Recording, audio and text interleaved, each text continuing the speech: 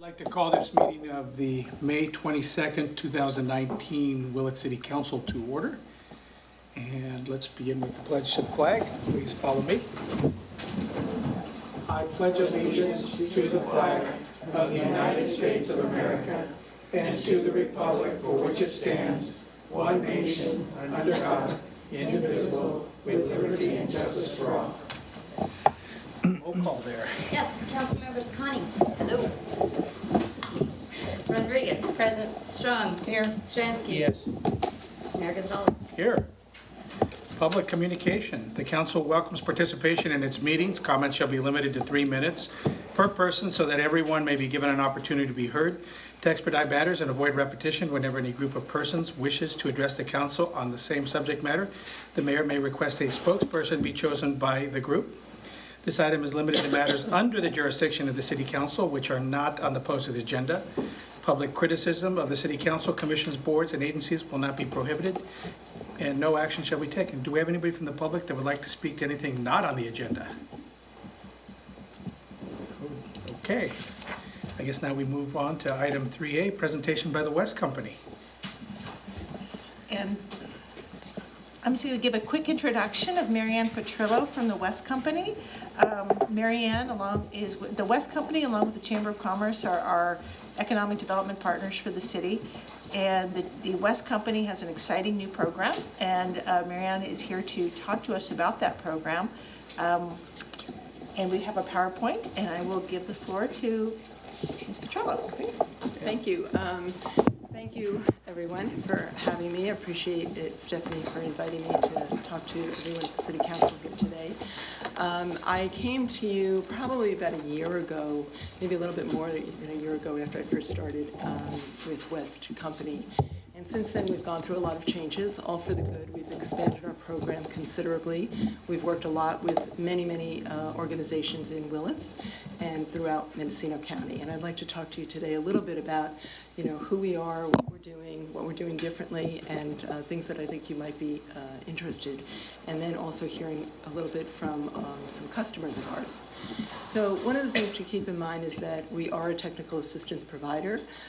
We are funded by the SBA, which is Small Business Administration, through SBDC and the Women's Business Center. This allows us to help over 300 clients a year, and we're on track to help now 400 clients this year because of additional funding that we received from the state through the GoBiz funds. But we have launched over 26 to 30 businesses a year on average, as well as $3.5 million in capital infusion. So this means that we are able to help individuals get the loans and the capital that they need to either launch or expand their business. We started out originally in 1988 with very dedicated women who felt that women entrepreneurs should be elevated and help them through their journey to become entrepreneurs, both successful in the county and, of course, throughout the country. It was a movement that started in 1988, and we're one of the very first women's business centers in the country. The way we are able to help clients are really through two methods. One is our free, no-cost, one-on-one confidential counseling. That means anyone who is a resident within Mendocino County and who has a business under 100 people can come to us for help in business counseling, and it's all free. There's no charge. There never will be any charge.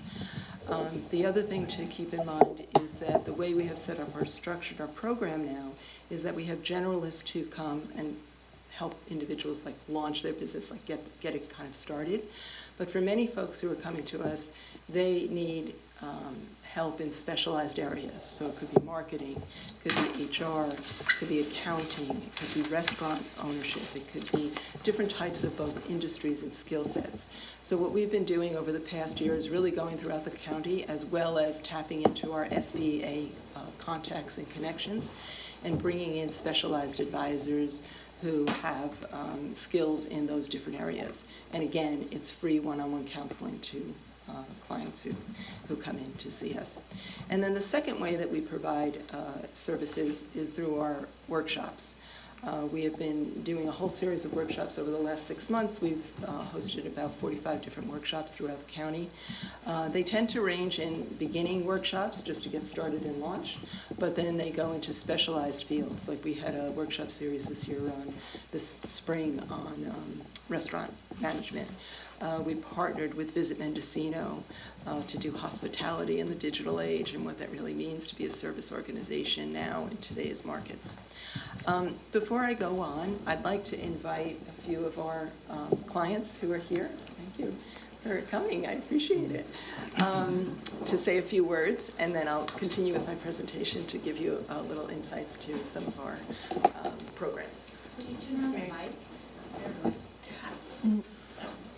No, that's just so the television audience can pick it up, so. Oh, okay. Well, hi, my name's Cynthia Lamont, and I have Lamont Patent Services here in town. I'm a patent agent registered to practice intellectual property law with the United States Patent and Trademark Office. I passed the bar exam in 2016 as kind of branching out on my own. I've worked in the industry for over 20 years.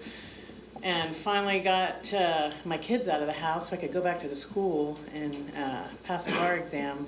And I hung my own shingle and started getting some clients trickling in. And then I discovered the West Company because there was too much I didn't know about running a business.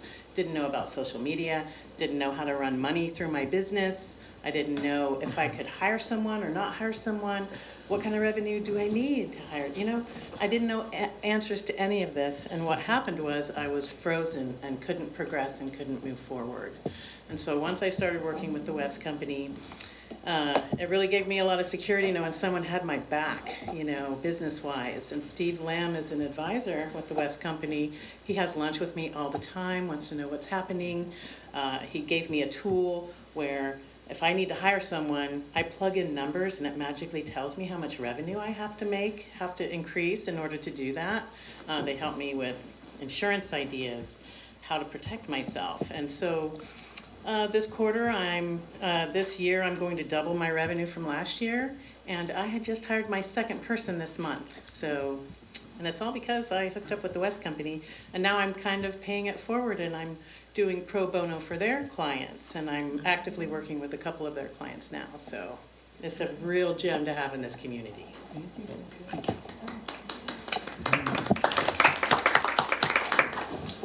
I'm Adrian Bauman. I am the editor of the Mendocino Voice. You guys all know me from asking you annoying questions. People who I don't ask questions don't know me as well. So we started 2.5 years ago, and we, you know, are decent reporters, I'd like to think, but it turns out that just knowing how to do a thing doesn't really turn it into a business, which I think a lot of people who are good employees find out when they try to have their own business. And so we went and we hooked up with West Company as well, and with Steve Lamb as well. And you know, everything from those spreadsheets, they really are key. They're really important. So it's helped us a lot understanding all the business sides that might seem obvious, but I think that in this community there are a lot of people who know how to do things, but you know, turning that into a viable business is not obvious how to do that. There's a lot of steps you wouldn't expect, and especially in the early days you're like, oh, I never realized insurance. I thought of that one. Things like that. So you know, I highly recommend them, and they've been a huge help to us. And we used to meet with Steve all the time as well. Steve Lamb down in Ukiah. And yeah, thank you very much.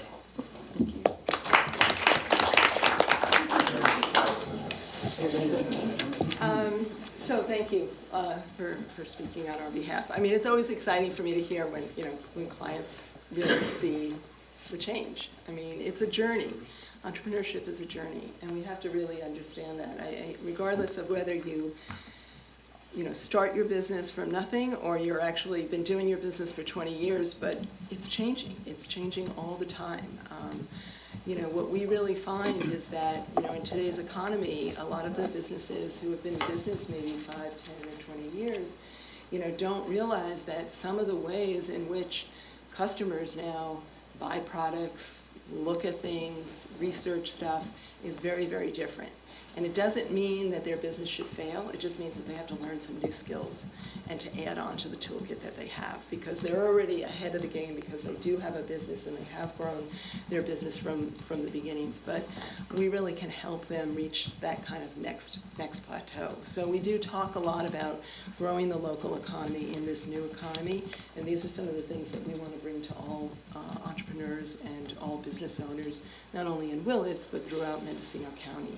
So I implore you to remember us when you're talking to people. Remember us when, you find, friends, family, acquaintances, businesses that you think might need some help. It's a very simple process for them to reach us. We always recommend people go through our website because we have an online ability now where they can just schedule an appointment to get an orientation, and that starts basically the system of getting you in to see a counselor. And we can do it by phone, we can do it by video, we can do it in person, so there's many, many different ways that you can engage with us. Two programs I'd like to call your attention to tonight, and I just passed out the booklets to each of you.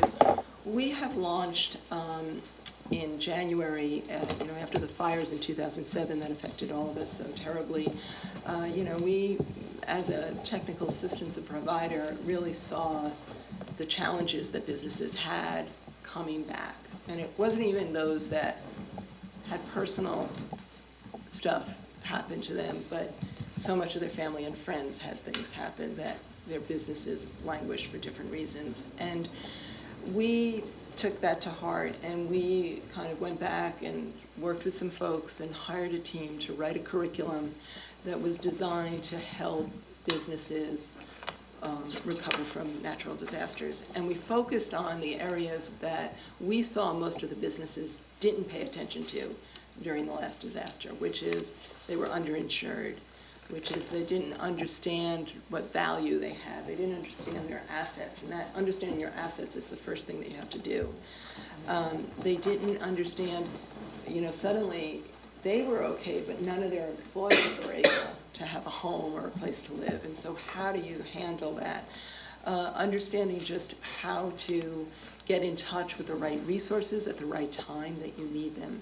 So anyway, we designed a program. It's a workshop. It's a 2-hour workshop. We designed this workbook that goes with the program, and then we also train the trainer model so that we're trying to get even the state to roll this out into many communities and to work with other technical assistance providers who could use our curriculum. The nice thing about working with us is that, you have the workshop, you have the book, but you don't want the book to be on the shelf. So what you do is you work with us, and we'll keep you on track and meet with you once a week and make sure you do the homework and make sure you write down the things that you need to write down and learn how to put all that stuff into the cloud so that your stuff is protected and you can access it wherever you need to access it. So we would love to do a workshop like this in Willits. But we really see, and we've tried to do it in some smaller places. We did one in Redwood Valley and we did one in Lake County. But it really works well if we can partner with you. In other words, not coming just from us, but if the council sees that a program like this is important and you advocate for bringing the businesses in, we're happy to be there. We'll give the workshop, we'll give out the books. There's no cost or anything. But we would love to have a partnership with the council to bring this to your businesses. And we can't make these things mandatory, but really, really encourage folks to learn and to work with us so that they are protected in the event of another fire or another natural disaster. So I'm happy, Stephanie, to work with you or whoever else on the council to make that happen. But let's do that. Any questions about that? I'll go on to my next.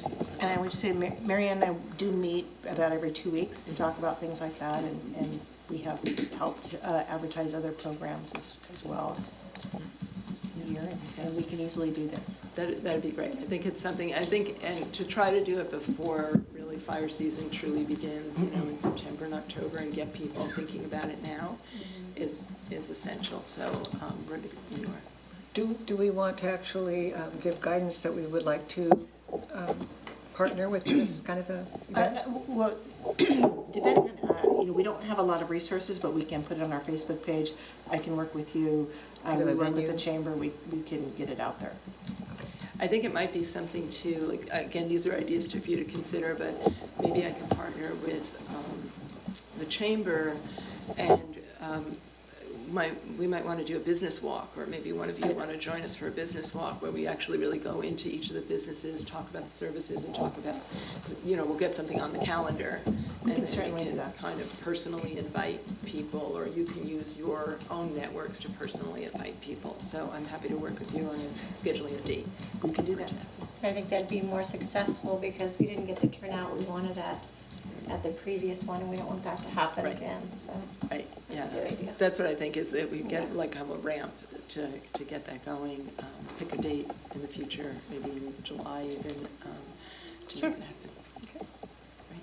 Then the next program I want you to talk to you about is this new one, which we just launched May 13th. This is a countywide program. It's called Start at Mendocino. It's a business competition, pitch competition.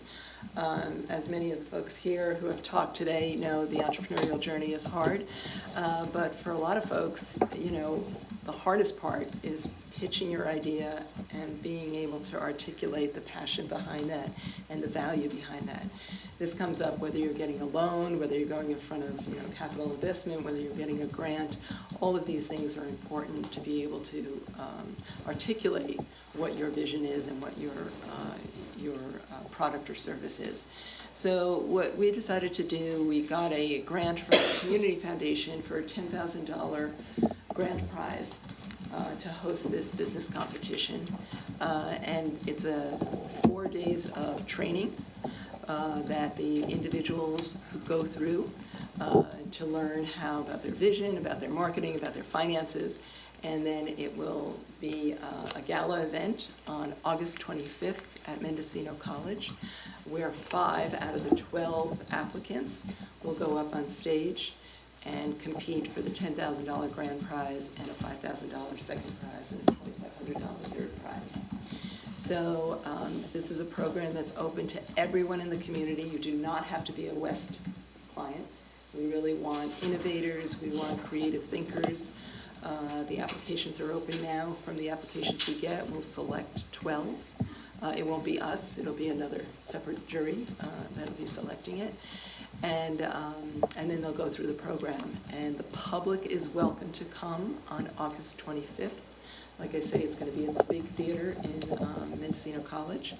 And we hope that you'll be very excited, and you probably know a half a dozen people in the back of your mind who you think would be great and should go out and apply. The application isn't that hard. It's on our website. It's westcenter.org, Start at Mendocino. So please do keep this in mind. And again, this is another thing. You have a blank, but I'll leave you some so that maybe we can put it out in the offices and hand it out in your various places where you work, hang it outside of your shops. Let people know, because it's open to everybody in Mendocino County. You do have to be a Mendocino County resident. That's the only thing. And then I'm just going to close by saying, the important thing, we can only go so far in what we do. We're here, we have good, as I mentioned, great counselors, advisors. We're putting together workshops that we think the community is asking us for, and we're building those. We're getting good funding right now, and we hope that you can continue to support that from the state of California. That's always important for us, is to have that support be told to them so that they continue the funds. But it really is going to take the collaboration between all of you and us working together to help our businesses, because small businesses truly are the heart of the community. I know they're very much the heart of Willits. So if there is any way that we can help you, whether it be in grant proposals, business listening tours, the beautification of Main Street, we are here to help the small business community and really work and partner with you to help them. So that's what we're looking for. That's the thing that we're asking, is really for a strong collaboration between our two organizations. And that's it. I'm open for any questions. Anyone? Did you have a question, Mitch? No, it was what I said before about just making sure we move forward with those ideas. Yes. And maybe, Mary Ann, by the way, I'm on the West Company board now, and maybe a quick overview of what sort of funding you have secured in the past, because I think it's important that cities understand. For the longest time, this council didn't want to go for grants and I know that some of your funding is CDBG oriented. That's right, that's right. So as I said, our main funding is through the SBA, and that comes through the form of SBDC and WBC. But all of those funds have to be 100% match. So we can't use the federal funds unless we have the match funds. And there's only a certain amount of state funds that could be match funds. And one of the biggest ones is the CDBG grants. The CDBG grants, well, a lot of people think of them as they are for housing. There's a component of CDBG that's for economic development. And those grants help low, moderate income individuals who live within a certain jurisdiction. So for instance, if Willits had a CDBG grant, then those funds would allow us to help low, moderate income within the borders of Willits. There's also countywide, and Fort Bragg has one, and now Ukiah has one. So that's always a good one, I think, because it helps the city in many different avenues, not just technical assistance. So it is a strong one to go after. And because CDBG is an acronym, maybe the folks out here don't know, it's Community Development Block Grants. Is that right, Dusty? Yes, that is correct. Yeah. So. Yeah.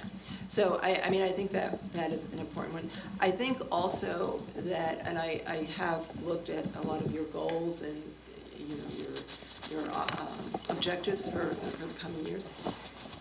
I think taking some of those and looking at ways that we can go after grants to get those. Mm-hmm. I mean, you won't be able to attain all the goals and do everything, but you can.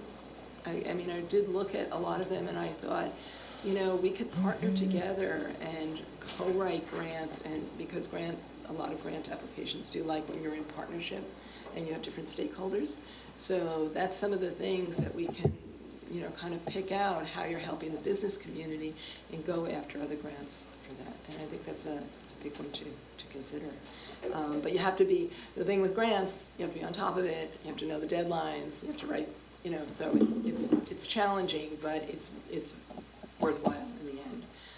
And like I said, the state GoBiz, the governor's office, is also now kicking down some funds for the work that we're doing.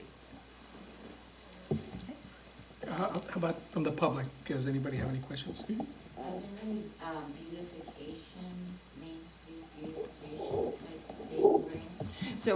So I don't know, but I do know that when I go out on tours with my colleagues for other SBDCs, we recently went down to Southern California.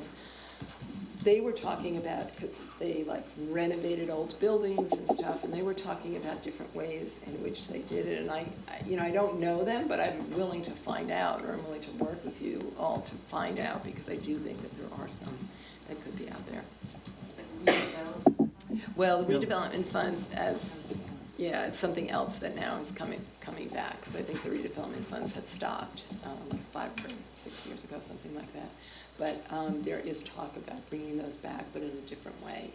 So again, that's something that we need to keep an eye on. And one of the advantages of partnering with the West Company is that on our end, we have some homework to do that Dusty's been working on, like our housing element is, I think, because it was out of date, we didn't qualify to apply for CDBG funding. Is that correct, Dusty? Sorry, I missed the question.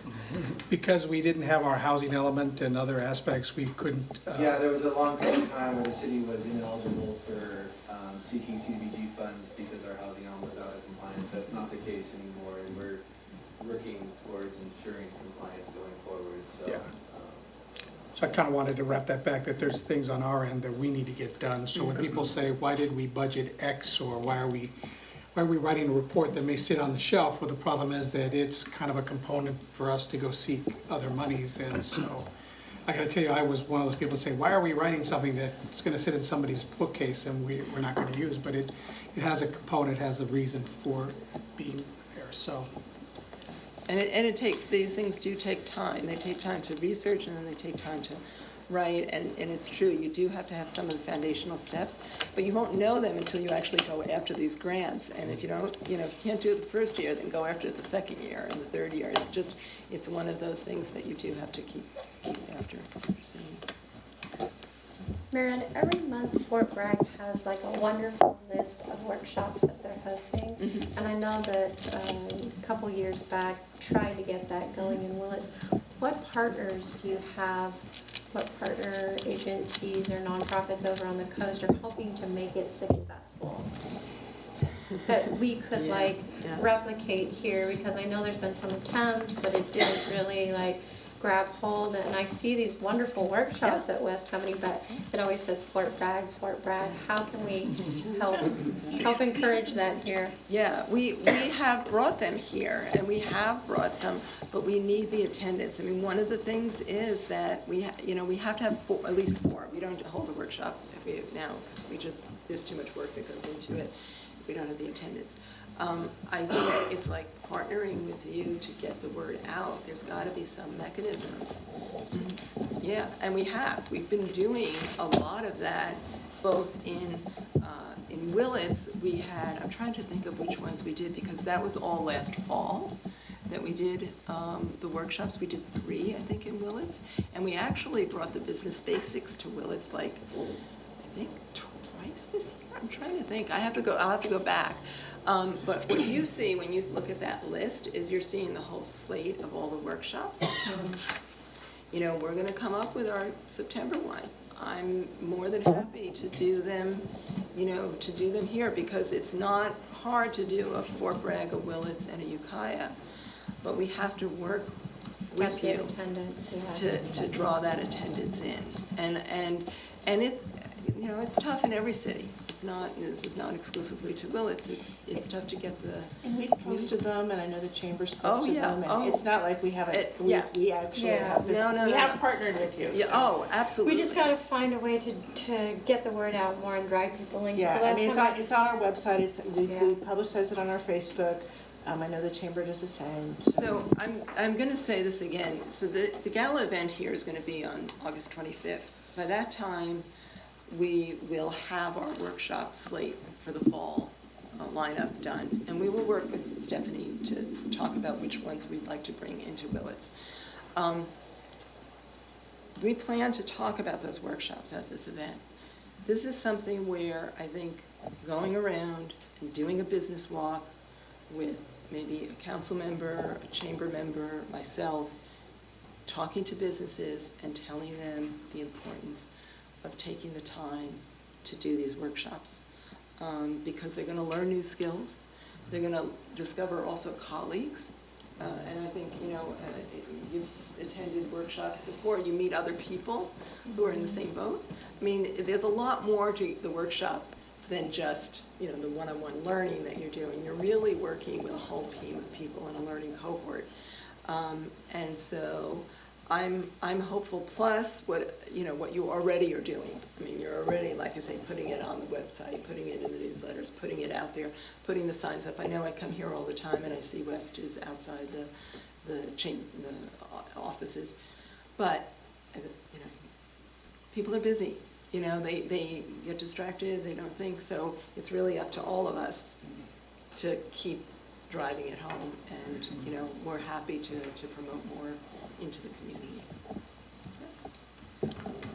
Thank you. Thank you very much. Thank you. Thank you very much. So next, we have a presentation by Doug Nunn regarding climate reality. Yes, thank you very much. So I'll just need access to the keyboard, yeah. So, anyway. I think I'm going to sit where I can watch Okay, the screen. it's all about the visuals, so just so you know. Maybe this in case you need to whack it. My name's Doug Nunn. I'm glad to be here. I have a nice loud voice, and so I will talk from around. I visited Al Gore's Climate Reality Project at the end of August this past year.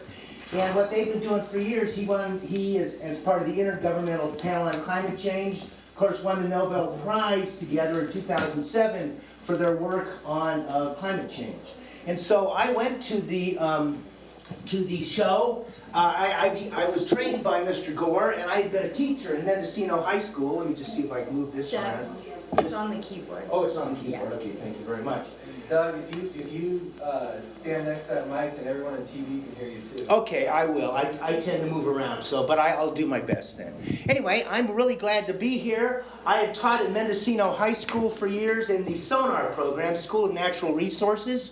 And the SONAR program, there was environmental scientist, and I was the so-called environmental literature teacher. And so I did that, and so we read John Muir, we read Rachel Carson, but we also participated in a lot of get out, count fish, measure redwoods, all that kind of stuff. I really got into it. So when I retired in 2017, I went to see an inconvenient sequel, Gore's follow-up movie after Trump is elected, and it says in there, if you want to make a difference, you too can join the Climate Reality Project. And I thought, that's what I want to do. So I went down to LA and did the training. And I hope you can understand me. I've got a thick Albion accent. I know a lot of you folks in Willits, North County and stuff. So anyway, we're off. So here we go. Is that right? Pushing the buttons? The arrows. Okay, great. Here we are. This is our team. Earth, 93 million miles from the sun. We are in the Goldilocks zone. Not too hot like Venus, not too cold like Mars. Perfect for life, and it's beautiful. A lot of people say, oh, we can't. Sorry, which one was it again? Down? Okay, there we go. Sorry. A lot of people say, do we have a beautiful planet? And I say, yes, we do. Some people say Saturn is better. It's got the rings. It's like an ice box. It's a smelly ice box. I would take Earth any day. So I bring to you very quickly, because this is a short slideshow tonight, I want to give you the evidence first. Al asked, must we change? So let's go ahead and take a look. We have a small planet. It's 25,000 miles around. It's about an 8,000 mile diameter. And it's got an atmosphere that is really not very big. If you saw the movie First Man with Ryan Gosling starring as Neil Armstrong last fall, anybody saw that? He was in an X-1, and he did an experimental craft of the 50s. He went all the way up to 150,000 feet on his odometer thing. And at that point, it turns to black, and the atmosphere, the colors of the atmosphere disappear. So that's about 28 miles. So we have a finite planet. We have a planet that is not really very big. It doesn't have that many resources, ultimately. Oops, here we go. This is just a review. Solar radiation comes in. Most of the radiation absorbed by the Earth and warms it. Some energy is radiated back into space by the Earth in the form of infrared waves. Some of the outgoing radiation is trapped by the Earth's atmosphere and warms it. As the CO2 concentration increases, more of the outgoing infrared radiation is trapped. So think about this. In the last years, we have gone from having an atmosphere, having so many parts per million, they were trying to keep it at about 350, we're up to 415 now. We're getting an increase of CO2 in the atmosphere. Over time, it's happened naturally. The Earth wobbles, there are sunspots, etc. This goes back 600 million years. You can see global temperatures sort of were maintaining steady for a long time, went down and then came back up. It's the purple line at the bottom. Atmospheric CO2 down, came back up, and so forth. So it hasn't needed human beings to change, but there's a difference now. We have been industrialized since the 18th century. You all remember from school books, James Watt invented the steam engine. They started to put engines to work in factories. They have textile mills and so forth, coal mines and the like. Suddenly we're pumping tons of atmospheric pollution into the atmosphere. In the meantime, we're increasing like bunny rabbits. I was born in 1952. I just turned 67. In 1950, the population of the planet is estimated to have been 2.3 billion people. It's now about 7.5 billion people. I've seen the population triple in my lifetime.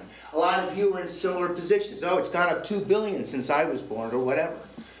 And during this time, it has led to us with this frightening statistic. We are dumping 110 million tons of man-made global warming and pollution into the atmosphere every 24 hours. We, the Chinese, the Europeans, the Russians, the Japanese, everybody. It's a collective effort. These are some of the ways that we do it. The biggest sources of greenhouse gases. You know the industrial processes. You know coal mining and the like. Sorry, I don't know where it went there. Okay, I'll get it back, hopefully. Earth to screen. Let me go back to that if I can get it. I'm pushing the down button. Oh, there we go. There, we're back. Okay, sorry. Okay. Now it's moving around. Okay, anyway.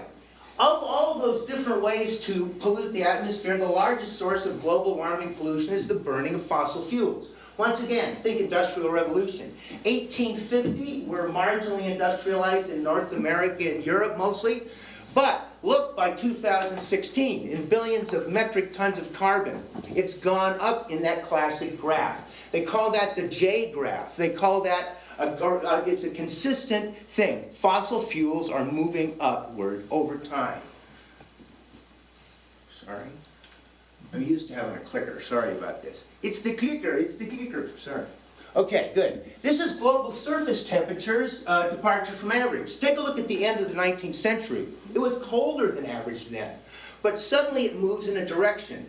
Up and down through the middle of the century, and then the global surface temp takes off in one direction. And notice the slope. We're going in one direction.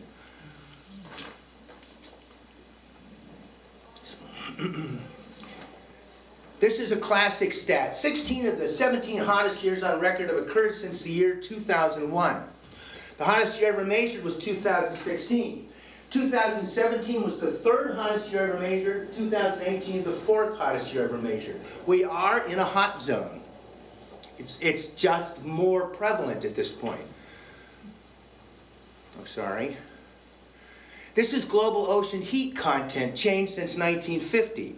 This is also a major change over time.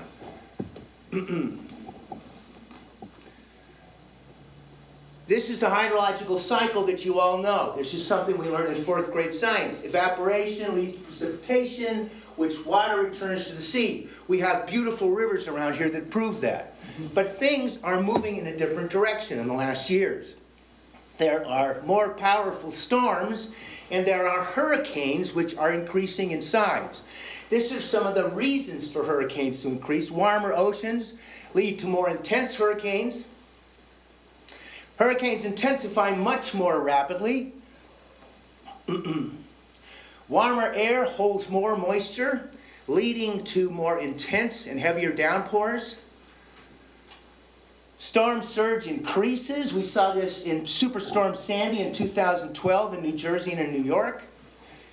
And a wavier jet stream can hold storms in place much longer. We saw this in Hurricane Harvey at the end of August in 2017. We're also seeing anomalous storm situations. I do not argue that there haven't been giant storms over time. I remember storms from my childhood that I thought were very punishing. And I think that that's been true over time.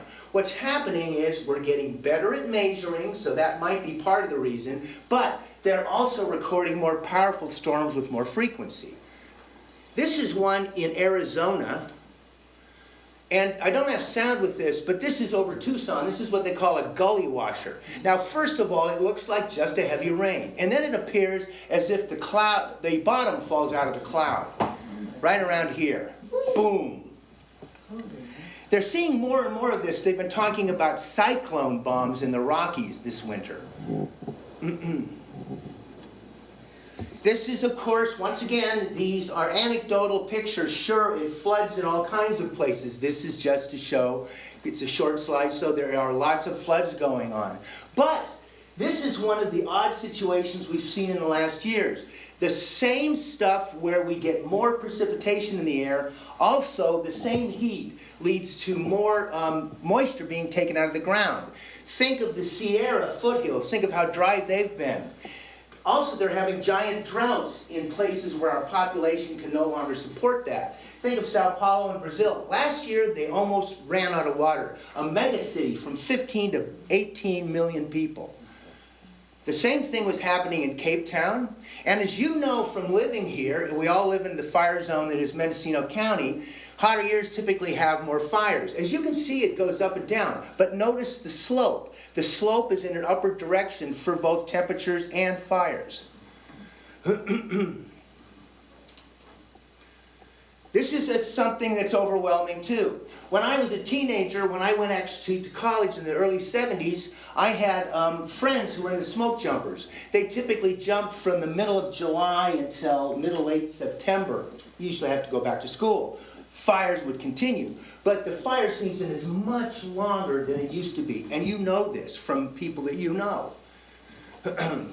This is also worldwide extreme weather catastrophes. This is since 1980. This is number of events. This is kind of a throw it together kind of statistic. But you can also see that the slope is in one direction for all of these. Floods, mudslides, storms, extreme temps.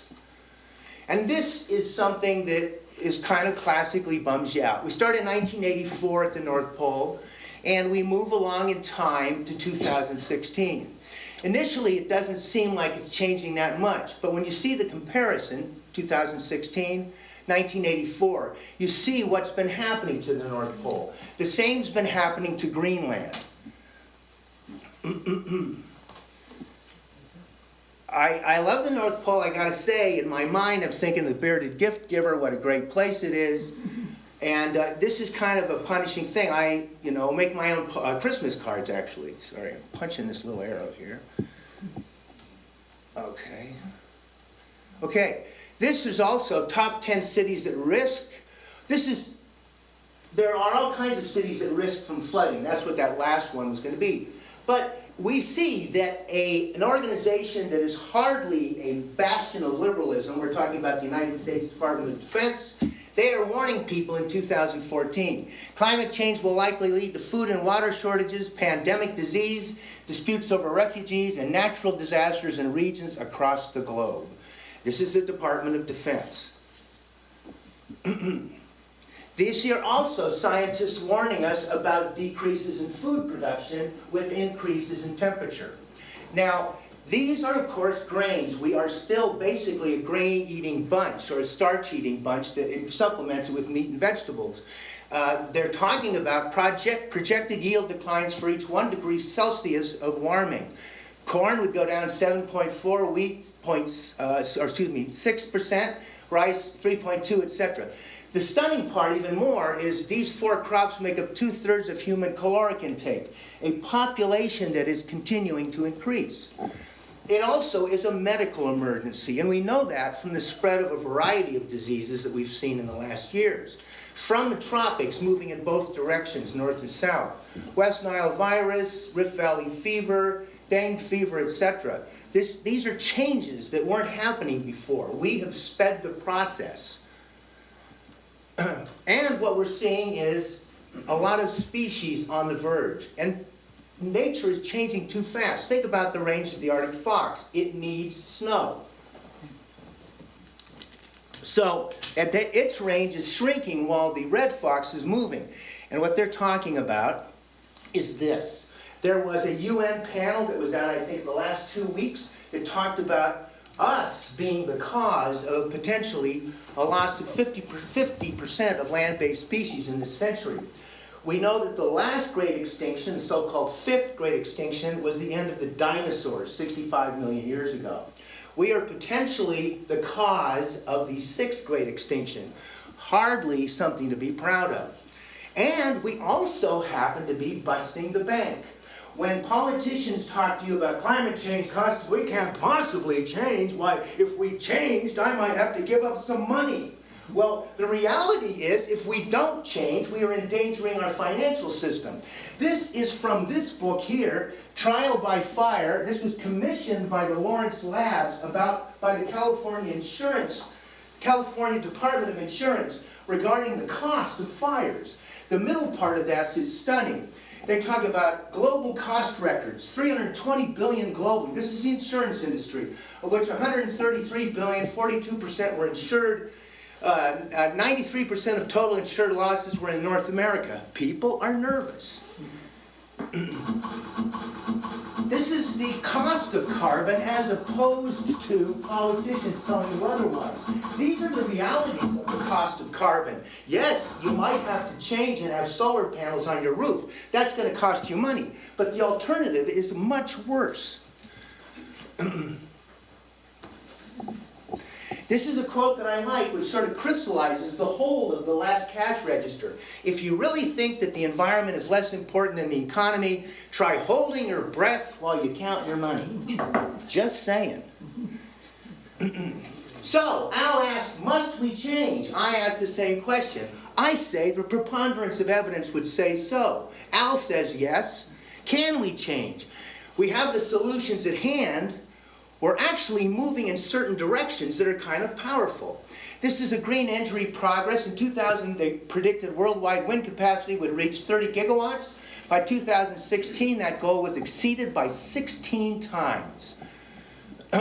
So, the wind sector is moving rapidly in this direction. Global wind energy, remember that graph, the hockey stick graph? Now we see it in a positive way. Since 1980, global wind energy capacity has been moving up, and suddenly, by the early 2000s, it's been booming.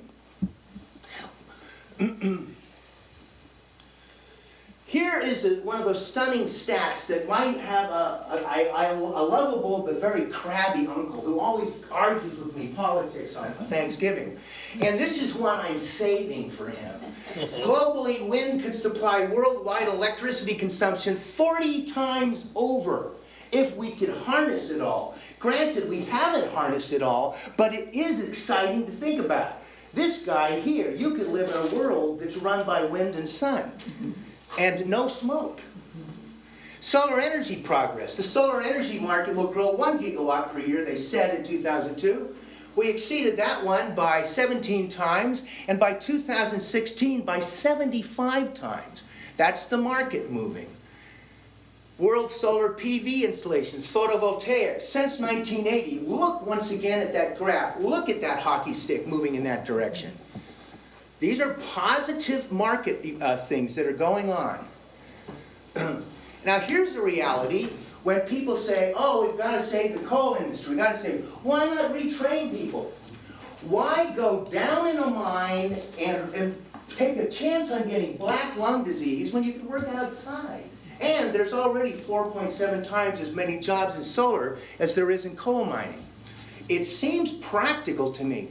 This is the cost of crystalline silicon solar cells since 1976. I moved to Albion in 1977, and we had a hippie commune, and we were talking all about getting solar and all this kind of stuff. We were talking, but man, it was prohibitive. $79.40 a watt. Look at the price now in 2000, 41 cents a watt. Solar has come down so much.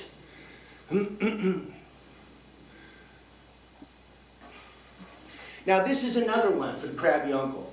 This is a reality, this is true. Enough solar energy reaches Earth every hour to fill all the world's energy needs for a full year. Just saying. Makes a lot of sense. So wind and solar are doing well. This is the kind of stuff that's possible. A lot of technology is leapfrogging. You don't need to have giant electrical lines running the whole length of African countries who don't want to have to invest. Technology is leapfrogging that. These are small solar panels powering $50 computers. And this is allowing complete changes in parts of Africa. This is solar, this is energy storage, and this is key to the future. Because if the sun's only around during a nice day, and the wind is around only when it blows, even if Ted Cruz is making a speech, only when it blows, then you gotta be able to store the energy. So, we're getting better at making batteries. Tesla's getting better at making batteries. They're pushing, but there's a lot of other companies that are working on it as well.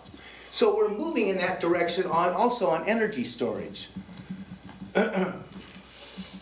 LED lights, you hear all about them, and you're slowly changing. They're reckoning by 2025 it'll be 95% of the market. They're 90% more efficient than incandescent bulbs. So, can we change? I say we're doing it. I say we're capable. One of the classic things when I hear politicians, well, you know, we can't do it like that. What, we're not up for the challenge? We can handle this, of course we can. Yes, we can. Once again, Al. Will we change? This is where the problem comes in, and this is where city council people, it's hard work. This is the politics part.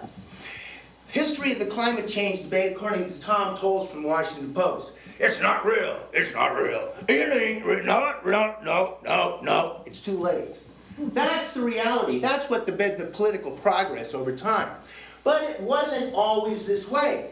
This is maybe the greatest Republican environmentalist of all time. A Republican, a guy who believed in the environment. Teddy Roosevelt establishes many national parks, establishes the United States Forest Service, regulates the economy by the Pure Food and Drug Act.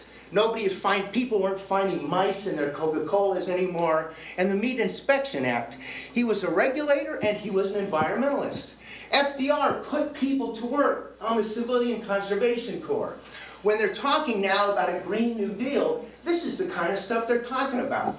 They're talking about putting people to work and giving them trades in a potentially green economy. Nixon, a Republican who I hated at the time, signed 3 of the greatest environmental laws in history. The EPA, the Environmental Protection Act, which established the EPA. The Clean Air Act, both in the same year, and the Clean Water Act in 1972.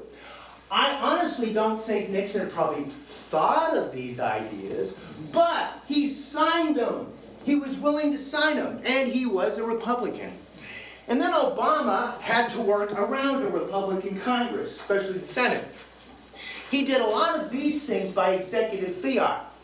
He raised the CAFE standards to 54.5 mpg, provable at the EPA labs in Michigan. He worked to develop a clean power plant, and at the end of 2015, he signed the Paris Climate Accords. Meanwhile, you've got suddenly a change in the other party. This is Senator James Inhofe of Oklahoma, who wrote a snowball to the floor of the Senate to disprove global warming. He's also the author of the book called Hoax, which supposedly disproves climate change. One of the great moments that has occurred in the last years for the environment is when we see human beings working together. In the 2015 Paris Agreement, virtually every nation in the world agreed to work together to achieve... I think I need you to start wrapping it up, okay? We're heading right there. We're heading right there.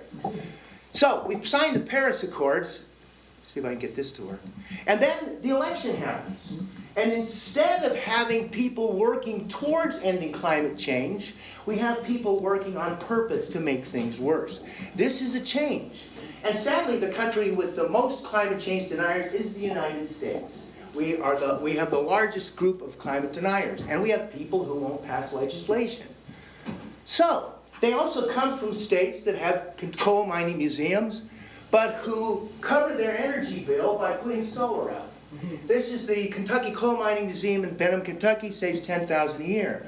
I will get out in 3 slides, I promise. The planet is fine. This is George Carlin. Compared to the people, the planet is doing great. Been here 4.5 billion years. Did you ever think about the arithmetic? We've been here, what, 100,000? Planet has been through a lot worse than us. Been through earthquakes, volcanoes, plate tectonics. The planet isn't going anywhere. We are. But there's class action suits against the government by young people. There's young people going on strike around the world. There's people mobilizing nationally and internationally, proposing ideas and trying to act on them. There are city councils and county governments working on climate issues. And I leave you with this. This is from a Chinese proverb. When the winds of change blow, some build walls, others build windmills. I say to you that the practical way to go about our thing is to build windmills and put up solar power. Thank you very much, and thank you for your time. Thank you, Doug.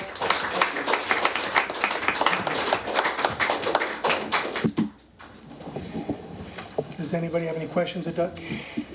No. All right. I'll take a couple quick questions from the audience. If not, then we will move on.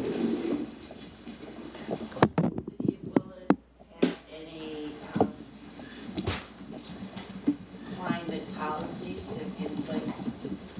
Well, I think we are working on becoming a little greener, and I'll let our city manager kind of...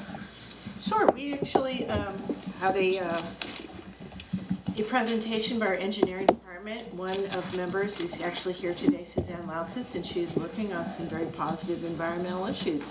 And if you would like her to talk about some of the things that she's been directed to do, we can certainly have her say those things. That'd be apropos at this point in the Sure. conversation. Suzanne, do you want to come up and talk a little bit about things you're working on? Sure.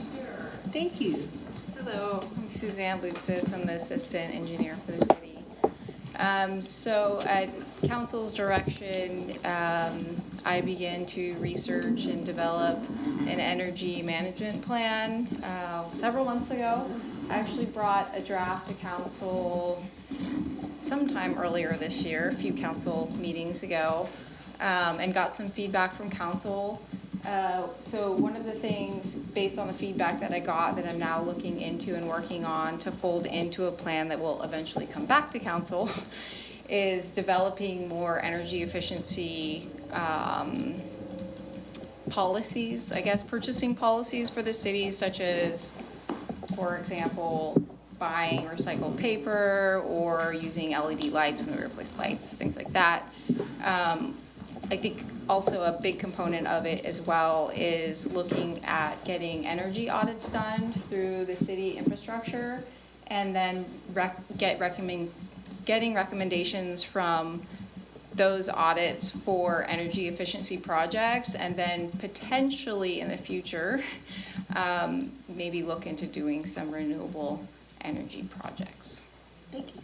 That's what I'm looking. Thank you very much. I think it's important to also mention that the city is already currently doing things, like we have solar panels, and we're investing in vehicles that are, energy efficient. Yep. I wish we had the funding, and I know it sounds like a political answer, but I think some of our neighbors have more money to kind of jump right in, and we have to do what we can. I mean, I think in our personal lives, we sometimes do what we can. I think I've become my father. I go around turning off lights in my house and from economic, but also that, and I think we can all kind of look at example setting forth, and you brought up a good conversation today, and thank you very much. Thank you very much, thank you. All right. I need to get my, thank you very much, yeah. Yeah, thanks for the opportunity, too. I would also like to point out that the city just installed bike lanes, which is a great thing for reducing automobile emissions. And we also got a grant for $260,000 for tree planting, which is a great way to cool the climate, to beautify, and to clean the air. Those are great, those are really great. Thank you. And the rails to trails, yes, building a Yeah, and I really want us to keep moving as expeditiously as we can towards a more energy efficiency and alternative supply, especially for things like the sewage treatment plant, which is costing us $180,000 a year for electricity. And so I would like us to, I think that it will pay for itself as we get there. And so I want that to keep moving as fast as it can, because it's not only bad for the environment, it's also bad for our city budget. We could save $180,000 by doing solar and methane and wind, some combination. It makes economic sense as well as environmental sense. So I know we're trying to get there, but I just want to keep. I just wish they'd give this stuff pushing. away for free, and we can get there. But thank you very much for those of you that came in. Thank you very much. All right, at this point, item 3C, continued discussion and updates on our budget workshop. Thank you, Doug.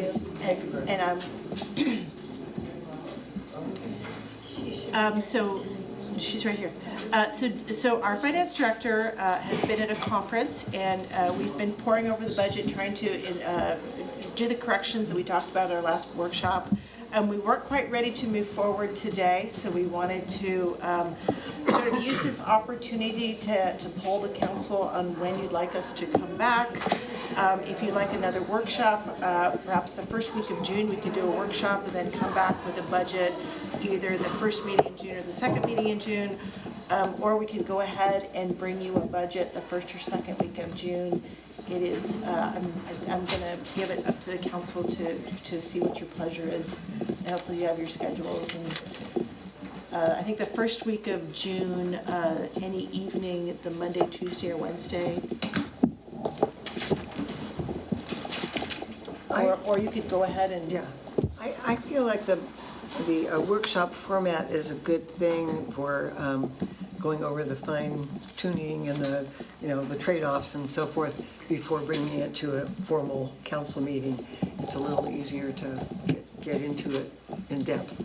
And I guess my question to you is, did you feel that our budget workshop, were you able to do that to an extent that you were comfortable to bring a budget back, or would you like to do another like a round 2 of the budget workshop? And I'm going to leave that up to your pleasure. I think when Stephanie pulled me, I just wanted some more updated numbers, but it's a little hard for me to digest without knowing, departmentally. I know that it's a pain in the butt for the departments, but to at least have the budget and see where any of the changes have happened. And I don't think it has to be a long meeting, but just something so that we're not over here going over budgets in this format with other business pending, but that's just my.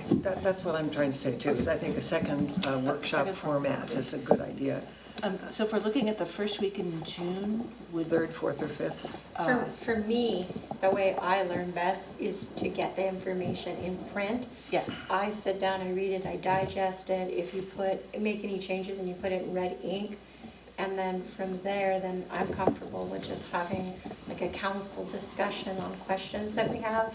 But if the council needs a workshop, I'm happy to attend that too.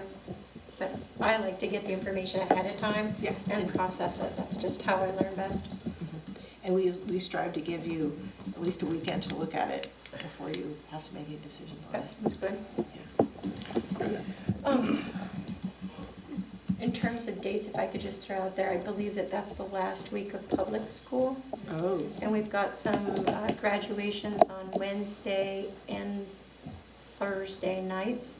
So it couldn't be those 2 nights, because many of us will be in attendance, I'm sure. So that leaves you, what? Monday or the Tuesday? 3rd or the 4th? Monday the 3rd. Or the 4th? Is it Tuesday? I would prefer no Monday. Yes, when I would prefer no Monday. No Monday. okay. And I think I can make, No Mondays? Correct. So you prefer Tuesday? Okay, if those are the choices. So the 4th, at what time will you? sounds like Tuesday is the only option. It just so because happens I Wednesday- don't have a Tuesday conflict that Tuesday. Okay. Usually I do, but And I think if we get it ahead of time, I don't think we have to spend forever on it, but I just want some good numbers. Okay, I think I can do Tuesday the 4th as well. What time do you prefer? late For afternoon. me, evening, Evening? yeah. It's time off of work. is a little What more works for you? challenging. Since you're Any time in the evening. Like 6, 6:30. after 6? or- 6 is good. Larry? It makes no difference on Monday or Tuesday. Okay, So 6 o'clock on the 4th? yeah. I think we said the 3rd. No, I'm The sorry, 4th, the Tuesday the 4th, 4th. you're right. Yeah, Monday's the 3rd is a Monday. All right, Will that be Does that 5 work for you? hours again? I think so. No. I'm hoping not. That was a short one. Yeah, no, we used to be a 2-day phenomenon in the old days. So, My first time. yeah, and you got off easy. The 4th at 6 o'clock. 6 o'clock on the 3rd, No, 4th. somebody said Monday, 6 o'clock on the 4th. Yep. Okay. I'll try to distribute binders by Friday. Thursday, next Thursday, if you can. Okay, Jim? Next Thursday, Jim? Deliver packets Thursday. Does anybody need more than 2 days to read it? Maybe that it would take some pressure off of you if you knew how much time we needed to look over the materials. That might give you a little more leeway. Thursday, Fridays. You Okay. can do that. You can do it before the weekend. We'd love to give it to you before the weekend, so you have the weekend. And then if there was a summary of changes or where things changed, that would. Because the copy machine always breaks as soon as we have a deadline, so. Yeah. And again, if there was a summary of the changes, in case I look at it and go, what changed? So I have to look at the other one and go back and forth and try and figure out if there's, even if it's a written summary as to And what ready. changed. Yeah, that would, We'll just distribute a new police department budget. so, all right. That's basically it. And Do we have anything else? Otherwise, I guess we'll move on to item 4. We have no ordinances to enact. And could we, Is there a Phil, way can to- you lower the Blinds there. blind there?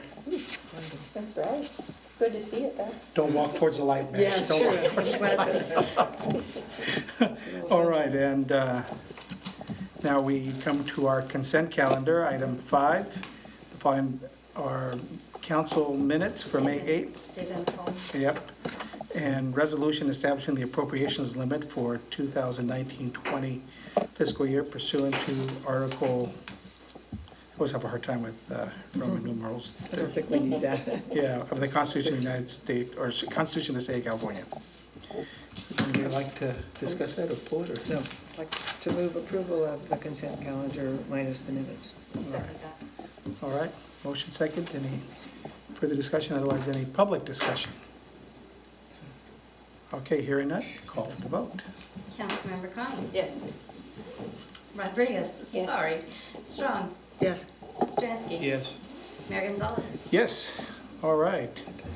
Informational reports, and I guess those are, and then item 7, right to appeal. Persons who are dissatisfied with the decisions of the city council may have a right to a review of that decision by a court. The city has adopted section 1094.6 of the Code of Civil Procedure, which generally limits to 90 days, the time within which the decisions of the city boards and agencies may be judicially challenged. All right. Commissions, we sit as the Planning Commission and the successor agency, and we have nothing there. So now we're at item 9, city manager reports and recommendations.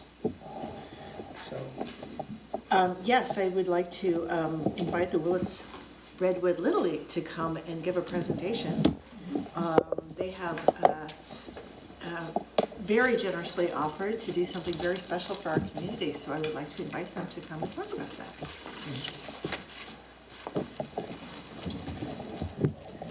Please. gentlemen, if you could introduce yourselves for those out in the television audience. Yeah, my name is Stan Cooley. I'm the president of Willits Redwood Little League. And I'm Craig Dudley. I'm vice president of Willits Redwood Little League. And this is my son Clayton Cooley. He's a player. You can go ahead and stand up here with us, Clayton. So we have a proposal for the city that we would like to do to help our fields down there. And it's involved in some batting cages putting in. And Olenic Fence has been able to help us. We want to do a 70 by 14 foot slab wrapped in chain link and have a 12-foot tall. So we want to put one on each end of the bullpens on the back field and the front field, and it's going to allow one team to be practicing on the field itself, another team in the batting cage on both fields. So at one given time, you know, if we have games going on, there could be a total of 6 teams down there benefiting from this new proposition that we have for you. We have a lot of local people that want to donate their time. Dave Slater has agreed to do some concrete work. Eugene Potter has doing concrete work also. NorCal Aggregates wants to help us with the concrete and base. Cooley Logging was going to do the grading, pretty minimal grading down there to do it. Nat Collicott with Collicott Construction has agreed to help out also. So we have a lot of people that are willing to make this work. And our goal, we have a new board this year on the Little League, and we jumped right in and we started raising money for this if we could get it to go, because the kids need it as a benefit more than anything. I've seen a decline in baseball since I've moved back here. I've been back since 2017 was my first year back. But I grew up in this town. I graduated in '95, went to school the whole time here. Really good ball players, and I want to get that back. And it's just kind of a seed that we want to plant.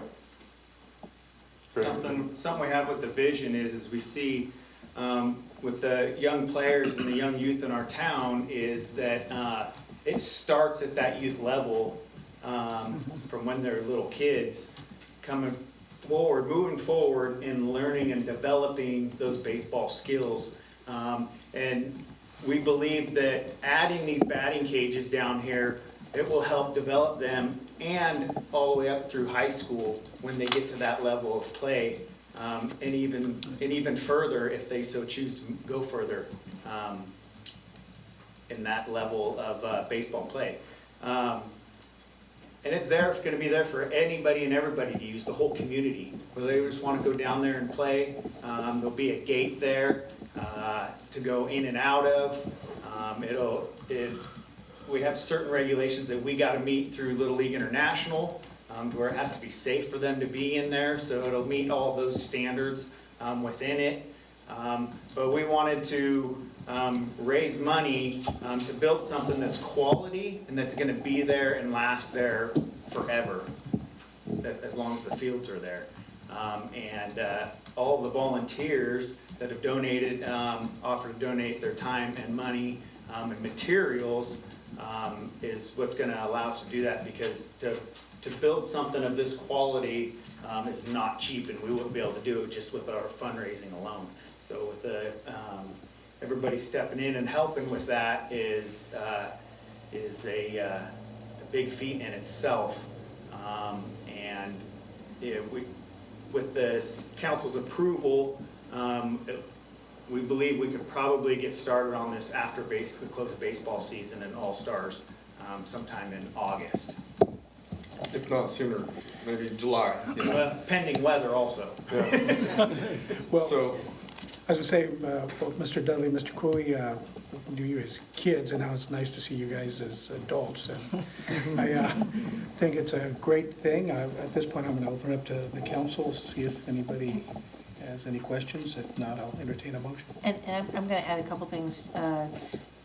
Just for the city's part, we're going to be looking at their plans to make sure it's safe and that it complies with our engineering standards, and also running it by REMIF to make sure we have the proper insurance documentation to make sure that we're all safe and that it's constructed, and we'll be inspecting it. And so that's sort of our part to make sure that it'll be safe for the community. And we really, really are grateful for you to come forward with this. So. Yeah, I know how hard it is to run a youth organization, and I know what you gentlemen have already contributed to the Little League here just this year, and then getting all those volunteers together to pull this off it's wonderful. I'm proud of you and the volunteers, so absolutely I support what you're doing. I have one question, just because the start of the construction is going to be in August, and I know it's not going to be very impactful, but just making sure that any construction work that's going on, that the drivers of those vehicles in there are just mindful, because soccer season will be happening, so there'll be lots of little people running around. That's my only concern, is just making sure that vehicles are aware of all that foot traffic. Yeah. Yeah. We can tape something off, or Yeah. caution tape. Have And people we watch. can make sure that they're aware. We can send out Yeah. an email making sure that people are extra careful. Yeah, we definitely look at working at it in stages, so that the day that we're down there, whatever portion we look to complete, we complete that, so that it's done for that particular day. That's a good idea. So it doesn't try to impact anything else, or having something out there that's exposed that possibly can get damaged or that's unsafe or something like that. So it'll definitely go in stages. Obviously, we have to cut the grade, base rock in, get the concrete poured. The main goal is to at least get one up this year. I mean, I'd like to think we can do two, but we'll see how it goes. We did a fundraiser this year and we raised $10,000 for it, so Wonderful. hopefully we can get it going in the right direction quickly. You're lucky to have these role models here, aren't you? Yeah, it benefits our community. I just wanted to say I've been in your shoes a few years ago. I was with the group that helped build the dog park, and Atlantic and NorCal both helped us on that as well. And I had to come here as a community member and say, please let us build the dog park. And so I know it can be, kind of nerve-wracking, but we're totally behind you and appreciate your efforts to make an asset for the community, the whole thing. Thank you. I wonder if you could just clarify something. The contractors that will be working on the project, they've agreed to donate their time, but and basically just wanting reimbursement for the material cost. Is that what it is? Yes. There's gonna be parts of the materials that will be donated, but we will have to pay for the rest of the materials. It hasn't gotten that far yet, but all the labor involved is gonna be donated, basically. Yeah, there won't be a cost whatsoever. And the to the concrete city. and the ready-mix drivers, have they been selected, or you've been in discussions with them, or? With NorCal we have, but they gave us the material. We'll probably have to pay trucking. But it sounds like they're gonna donate the material to us. Okay, well, I just hope that we can be in contact, you gentlemen with Stephanie and I, to work out the details of it. It may be that the ready-mix drivers must be paid prevailing rate unless they're volunteering their time. So, anyway, we'll work on the details with you. Yeah. Jim, when the concession stand was constructed over there, wasn't there something worked out so that volunteers were working? Do you remember that? Well, I remember generally that there's an exception for prevailing wage with volunteers. Volunteers are donating their time, but persons who are not donated and who are contractors and being paid, I believe, even if the project is partially being constructed with the use of volunteers, those professionals who are being paid have to be paid at prevailing wage. I think I get the difference. Yeah. Okay. Yeah, the way we understood it is NorCal was gonna donate essentially materials and drivers, Okay. for the batting cages. All right. So the one probably more of the cost that's gonna come out to it for us is, the fencing. That's gonna be where we're gonna have to pay for a majority of that, but they're gonna donate their labor. The fencing contractors, okay. So donating their labor is better, and for Yes. us to pay for the materials would be a better match for the city. Yep. Something to keep in mind. Yeah, and we've tried to pick some, use some local contractors that know the building codes and everything else. They've done it and built stuff around here so that when we're working with the city, it meets the design needs codes. All licensed contractors. Are they gonna need any permits? Do we need to? Yeah. We'll be working with them. So will we be charging, since it's city property, will the Little League have to pay any permitting fee since it is city property? I don't know the answer. We probably have to look into that. Okay, because I would hope we could do something since it is for the benefit Yes, of the community. absolutely. We'll see what we can Okay. do. Okay. I make a motion to approve this motion. Larry makes a motion. Do we have a I'll second? second it. Sabrina seconds. Any further discussion? Anybody from the public? All right. And the action is to authorize the donation to be subject to final inspection by city staff And for the safety. and safety. So, motion second. Kathy, could you do a roll call? Yes, I can. Councilmember Kanne. Yes. Rodriguez. Yes. Strong. Yes. Stransky. Yes. Mayor Gonzalez. Yes. Thank you, gentlemen. Thank you very much, appreciate it. Thank you. It's always nice to have some good at your meetings, you know? And thanks for waiting through those previous. Yeah. So we hope All right. You're not and- required to stay, by the way, if you want to go. Your stomachs are rumbling. I'll make them stay. Thank you guys again. Thank you. All right, Stephanie, we have discussion possible, actually, no, you have verbal reports still? No. Okay. So department recommendations, discussion and possible action approving plan specifications for Watershed Slip Out Project, project number 2019-07, and authorizing the advertisement for bids. Hey, long time no see. Suzanne Lutzis, Assistant Engineer for the city again. Yeah, so way back in 2016, 17 winter, we had some severe storm damage around the city, and one of the results, or one of the pieces of damage was at the Watershed. Right adjacent to one of our roads there that the operators use to kind of patrol and survey the watershed, slipped out. So there's just a big chunk of earth that came out. And so basically If it stays like that and it continues to rain, which it probably will, then what's going to happen is the water's just going to kind of wash out the road slowly. And so what we would like to do and what we're proposing to do and hope to get permission to advertise for is the repair of the slip out at the watershed, which basically just means cutting back some earth and then putting back fill and putting some drains underneath that fill so that it hopefully doesn't happen again. Does anyone have any questions about it? I do, just real quick. I know we're in the middle of budget now, but was this budgeted in last year's budget at all? It was.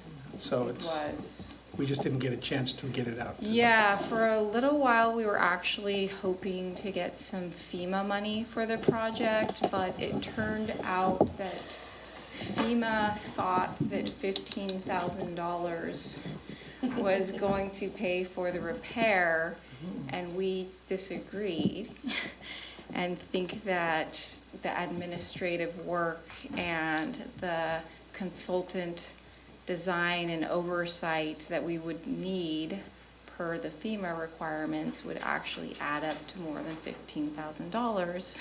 So it didn't happen last year because of that. We put the money in there as a placeholder in case we had to contribute some funds to that, but it didn't happen for that reason. So now we're planning on managing the project ourselves. So that's what this is. Jerry, I've asked Suzanne to answer some questions for me, and she's already answered them, and about the slip up and where they are, and about the boring and all the things that happen to go into this. And so I would make a motion to go out for the bid for the Watershed slip out project, and that's my motion. All right, and again, we have the money in the budget for this at the We do. moment. Okay. So if the construction doesn't start until July, it will just transfer the money from the Yeah. 18-19 budget into the 19-20, but it's already been. That's how we have it. Okay. Yeah. It sounds, In your report, you said construction starting June 5th. Well, we want to go to advertise the project on June 5th. And so the construction actually will start in August. So I think we're going to give it something like a month to go out to bid. And then just a matter of trying to time it properly with our other projects. We actually and inspect it. We're scheduling it for late August. and it has to be done before the rainy season starts again. That's right. Yeah, so I think it's a very good idea. And so the 90,000 is what we budgeted. I think we have 100 Okay. in there. So there probably will be a few more thousand we can expect for special inspection if we want to get compaction testing. I know I didn't ask you this before, but I went to a seminar today put on by Cali OES and FEMA. Apparently the regulations for funding for emergency repairs have changed just now, and making it a little bit easier to acquire funding. Are we still maybe hoping to get some FEMA funds for that under the new regs? And I have the materials that I've received today on those new regs. So maybe. Yeah, maybe. So Depending on, yeah, this we could talk qualifies about as a it. small project, and apparently small projects are a little bit easier, and they're paying for more administrative costs, which I thought were interesting. If I can forward you that information. Yeah, we so could talk about it. It was interesting working with the FEMA folks. Yeah, it's supposed to be a little bit, they're trying to make it easier. It was, yeah. So Larry, would you amend your motion to? It won't change. No it. comment. Okay, I was gonna say explore. We always try to Okay. explore funding options. So Larry has a motion. Do I have a second? Second. Okay. Motion second. Any further discussion? Suzanne, I cut you off. Is there something else? Nope. I'm good. Okay, there's some money things, so, but I'll see if anybody from the public has anything they want to add. Hearing none? All right, let's call for the vote. Councilmember, excuse me, Kanne. Yes. Rodriguez. Yes. Strong. Yes. Stranske. Yes. Mayor Gonzalez. Yes? I like it when we agree, it's so friendly. All right. Yeah, I know. All right, And now, I think you're still up, right? Yep. Adopt a resolution awarding a contract to Granite Construction Company in the amount not to exceed $260,833 for the construction of the North Maple Street Improvement and Storm Drain Replacement Project, project number 2019-03, and authorize the city manager to execute the contract and approve construction change orders up to a cumulative total of 10% of the total contract amount. Yep, so I brought this to you back in November, last November, and you approved the design and specifications of the project. So we put it out to bid, and the bid closed this month earlier, and there were 3 bidders, and Granite came in as the low bidder. So we're excited to hopefully have them on board with your permission here. Does anyone have any questions about this? Just one, I know they've done some of the work up in that, other projects in that area, is that correct? Is that Granite that's done, or is that somebody else? I'm trying to remember. Oh, you're talking about the pine. Oh, that was Argonaut? Okay. Argonaut was last Okay, up that was it. way. I was just curious if it was, they had some. Yeah, Okay. yeah. Do I have a motion? So move. Do I have a second? A second. All right. Any further discussion up here? The second, I'm sorry. Madge? Thank you. Anybody from the public out there want to say? All right. At this point, Kathy, it's the money issue.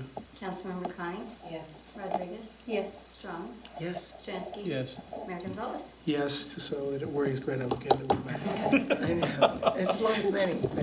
Yeah. So, Street construction is very expensive. I know, and it just doesn't ever go down. I think it's that. So, Kathy, do you have anything? I do, really quick. I will be out of the office starting next Friday, and I will not return until the 10th. So I will not be at the budget workshop. But you'll be Well, thank you for being so generous with your budget, so. And the Great Race has officially been publicized. I will be getting these out Friday. We're really excited about it. Everything is falling into place. Roots Restaurant at the hospital, of course, has donated all the food for the participants, so that's a really great deal. Denny at Super 8 has done all the little goodie bags that they're all going to get, so they remember Willits. We don't want them to forget their stop here.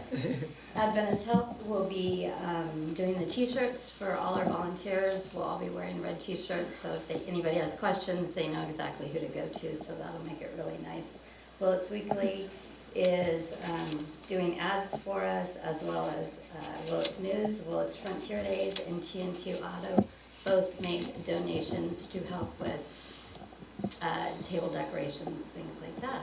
So we are well underway. We're very excited. I've talked to everybody, I don't know, 2 or 3 times this week from Great Race. They've been getting phone calls from people as far away as Napa and Sonoma about coming. So we're really excited. I think it's going to be a great event. And we're just moving forward. We are going to have a volunteer meeting as soon as I get back from vacation, so everybody knows what they're going to do. Are you using the car show as an opportunity to help inform the public? Yes. And if so, are you using it like on the loudspeaker when you're talking about, what ways can people access that information that weekend? It's on our Facebook page. Okay. It is going out, I sent it out to a whole bunch of people today and asking them to put it on their Facebook page. I did send it to radio stations, asking them to do public service announcements for us. We will be posting it all over the park. There'll be signs all over the park, as we are going to do the same with Airport Day to get it out there. And then the chamber will make announcements throughout the day. So we're just gonna Sounds like you're working plug hard. it away. And it's, the car show is this Saturday. It is this Sunday. Oh, Sunday. Sunday. And Oh, yeah, we'll right, pray right. for Yes. no rain, 26. okay, but no rain. I like that I really wish we could find a new location on Main Street for banners to hang I know. across the street. I do promoting too. Big events. Yeah. I do too. That's been really tough, because that was such a great advertisement Yeah. for any event Yeah. that we had Yeah. going on. So if anybody has any ideas, I do plan to get a banner and put it down at the other end of town where They have been putting some, but it's not the ideal place. I wonder if that's something we should consider in the Main Street plan to not just have street lighting, but have some kind of Banner. fixed banner. I think think that's there is part of the something- plan, I think. Yeah. Pole to pole instead of Yes. form as a building. Right, right. A crumbling. Yeah, we need to bring that back. Yeah, yeah. Yeah. Yeah, that was So, key. Because that helped everybody, It Yeah. did. Yeah. from the schools to the, everybody. Absolutely. Yeah, I wish we could find a way, or if anybody's got any ideas, let me Is there, know. is there still gonna be, I had heard that the day before the car show, there was a movie in the park, is that? There's a mix, they're gonna have a mixer, It's a I mixer, believe. mixer now, At what? I think it's the at- day before. The day before on Saturday. Okay. So, yeah, At the park. at the park. Kathy, you have anything else? I think that's it for tonight, thank you. All right. Bill, I see you waiting patiently back there. Do you have something? Oh, yeah, sure. Yes, he does. Street paving coming up. They've done all the crack sealing on all the streets that are about to be slurried. We're a couple, probably less than 2 weeks away. My guys spent 6 full days out with the asphalt repair machine, fixed all the bad spots. So we're prepped and ready to go. We're looking real good as far as that goes at this point. Let's see what else we have today. We're losing Logan Gamble. Today was his last day. After 10 years of great service from him, I want to say thank you, Logan. Really appreciated your funny, your attitude was great. The knowledge is going to be lost, and it's just really a sad thing for that. But congratulations on what's going on, and, have a good time, Logan and family. Is he moving on to another job? No, not him. Oh, okay. They're just moving on. It's time. They've done really well for themselves, so it's a really good kudos for them. All right. And I too would like to thank Logan, and he's been such an incredible addition to the team, and he's always willing to help for absolutely everything that goes on. He's a go-to guy. He's the one who got our promotion that we negotiated for the Public Works team, because he was far and away so qualified to have that, and it's really a tragedy to lose him. And anyway, please thank him.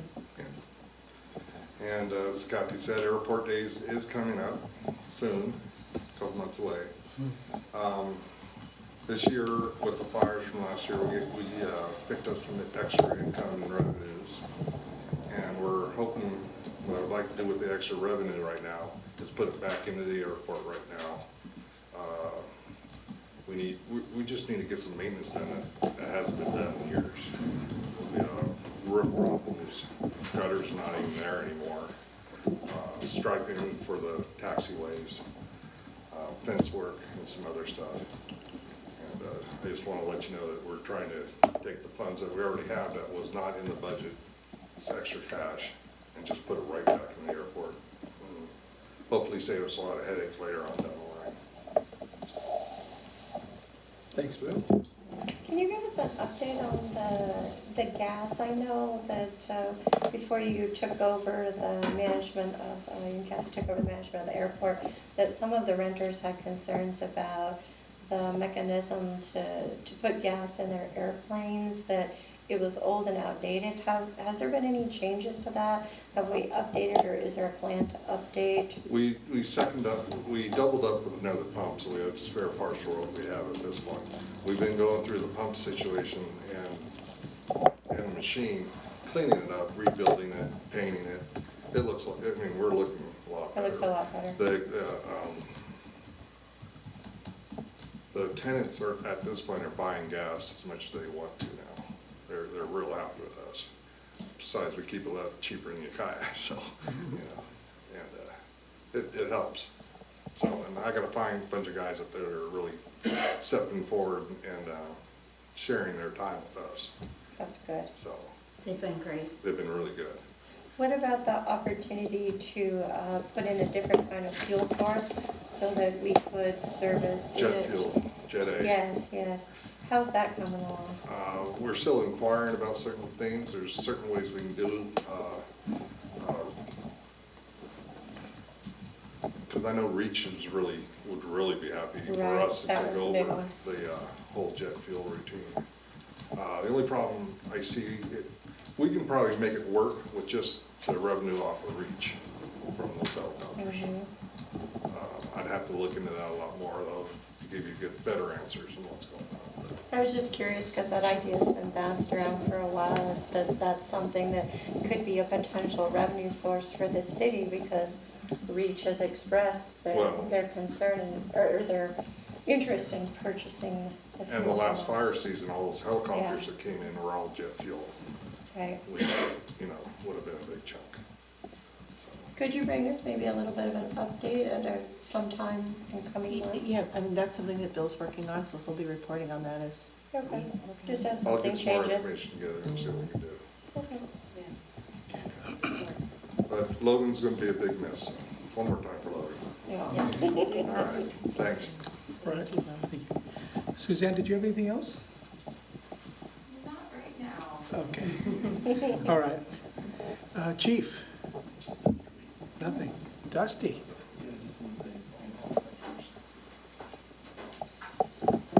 Thank you, Mayor Gonzalez. Good evening, council members. Dusty Dooley, Community Development Director. As you're already aware, our building official, his last day was last week. We still are offering building inspection services, although on a limited basis. The city is contracted with Mr. Dean Fuller. Dean has worked for us on a temporary basis in the past, and currently he will have office hours every Monday and Thursday from 9 to 10, and will be completing inspections the rest of the day, so from 10 to 5 on Mondays and from 10 to 5 Will on we have that on our Thursdays. website? Yeah. Okay. For those that do websites? Yeah, so we were able to complete a contract on Monday for Dean services. In the meantime, as soon as we became aware of Mr. Morgan's departure a couple weeks ago, we initiated a search for a new building official. So that's ongoing, and we look forward to having a full-time building official sooner than later. Certainly Willits is a great place to live. Thanks to the city council, our city manager, and my colleagues, it's also a really happy place to work, as long as you're willing to roll up your sleeves and work hard. And so I'm confident that we will find somebody to fill that position. We've been very lucky our last 2 times with Mr. Sherman and Mr. Morgan, so we're looking to get lucky for a 3rd time in a row here. So I just wanted to provide that update to the council. Yeah. Thank you. June, do you have anything? All right. I have a question for Dusty. Dusty? Just several people keep asking me about the, I don't remember, Sunray or whatever it is, Life Ray. Like, what's going on there, just, do you know? Yeah, so folks are aware there was a building that went up. It's coming back down. And my understanding is they're going to try again. Still no business license has come in. I think people are less interested in a building going up and more what that building or land might be used for. So again, no business license has come in. As I've mentioned to the council and others before, it's zoned for administrative office, is essentially was identified as a support zoning for the old hospital. And so if they wanted to come in and get a business license for something like an administrative office, business type setup, that certainly is something that's allowed. Beyond that, if it started to get into some of the activities that members of the public and council and staff are concerned about, then we would look to help them identify some industrial zone land. Yeah. And is there, do you know what the reason why they're taking that building down? Had something to do with the method of construction and the materials. Are they taking the actual beams, the metal construction? We saw the siding come off, but will we see the the core of the structure coming down too? Yeah, they've been in contact with the previous building official, not myself, but my understanding from talking with our previous building official is that the whole structure is coming down. All those school I believe beams. they're being able to donate it to some other, Okay. I should stop talking because I might misspeak. Thank you, Dusty. All right. I guess we're at item 11, City Council Committee Boards and Agency Reports.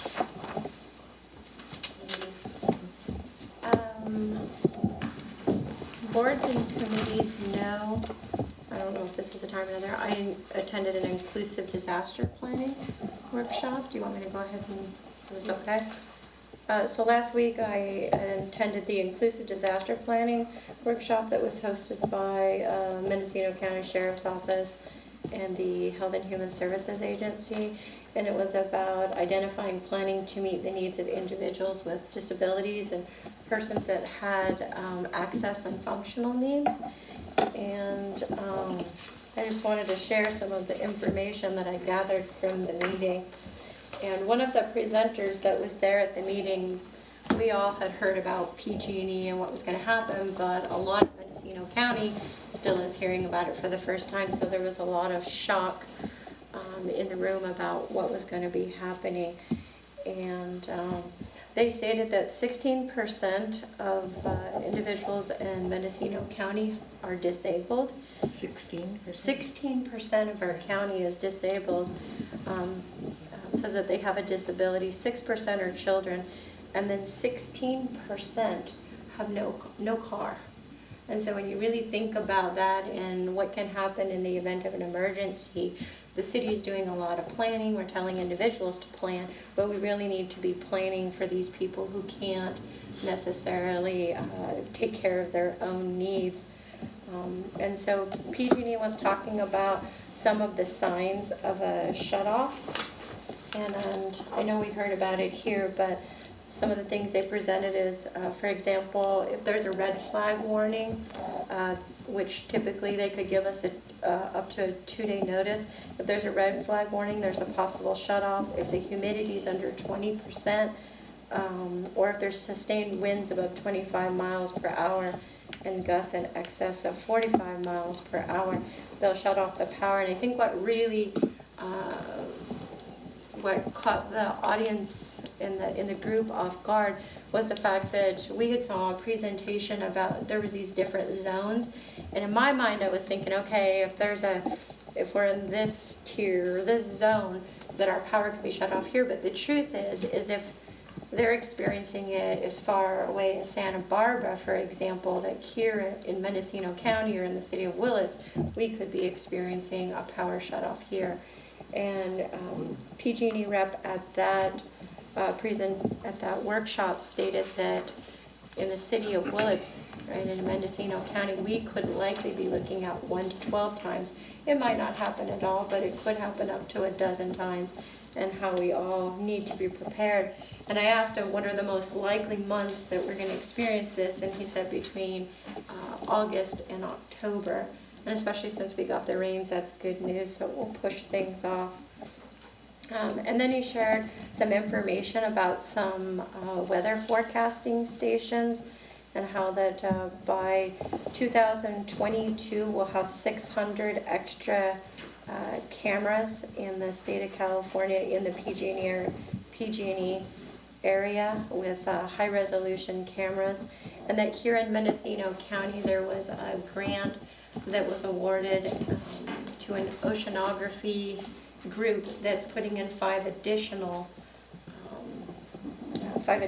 cameras, which is a good thing.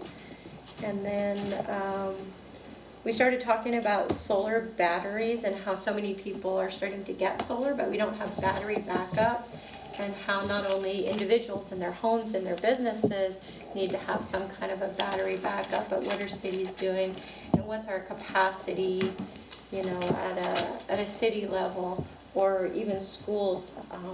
Do we have solar? For example, I was thinking about how Willits Unified has all these wonderful solar panels, but they're tied into the grid. And what's the possibility of the schools starting to look into now grant funding And there's a possibility that PG&E may be putting something out to help with some kind of funding where schools or government entities could apply and tie their grids into some kind of a battery backup.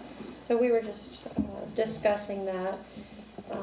And then what are the community transportation needs in the event of a fire? Are we working, for example, I serve on the MTA board, so I was thinking about how can MTA make sure that they're part of the disaster planning? And I know that at the city level, you're all talking about that, or no? We don't do transportation. Okay, but are they at the table for those discussions? Oh, Chief's not here. No? Okay. It's been my understanding that we would request mutual aid through the county, because that's who we would request it. And on the county level, that would be. Locally, we would draw in local resources like the senior center, because I evacuated a place once in town using the senior center's resources, and even the school district I've used.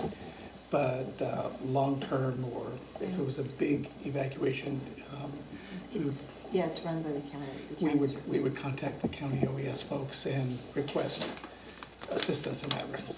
So, and that's what we were thinking, but there was a gentleman there that was from Sacramento that was talking about individuals with special needs, and he said that often what happens is that it's left to a larger organization like this, and folks who have special needs may not be included. For example, let's say that we were relying on the school district and MTA to move people.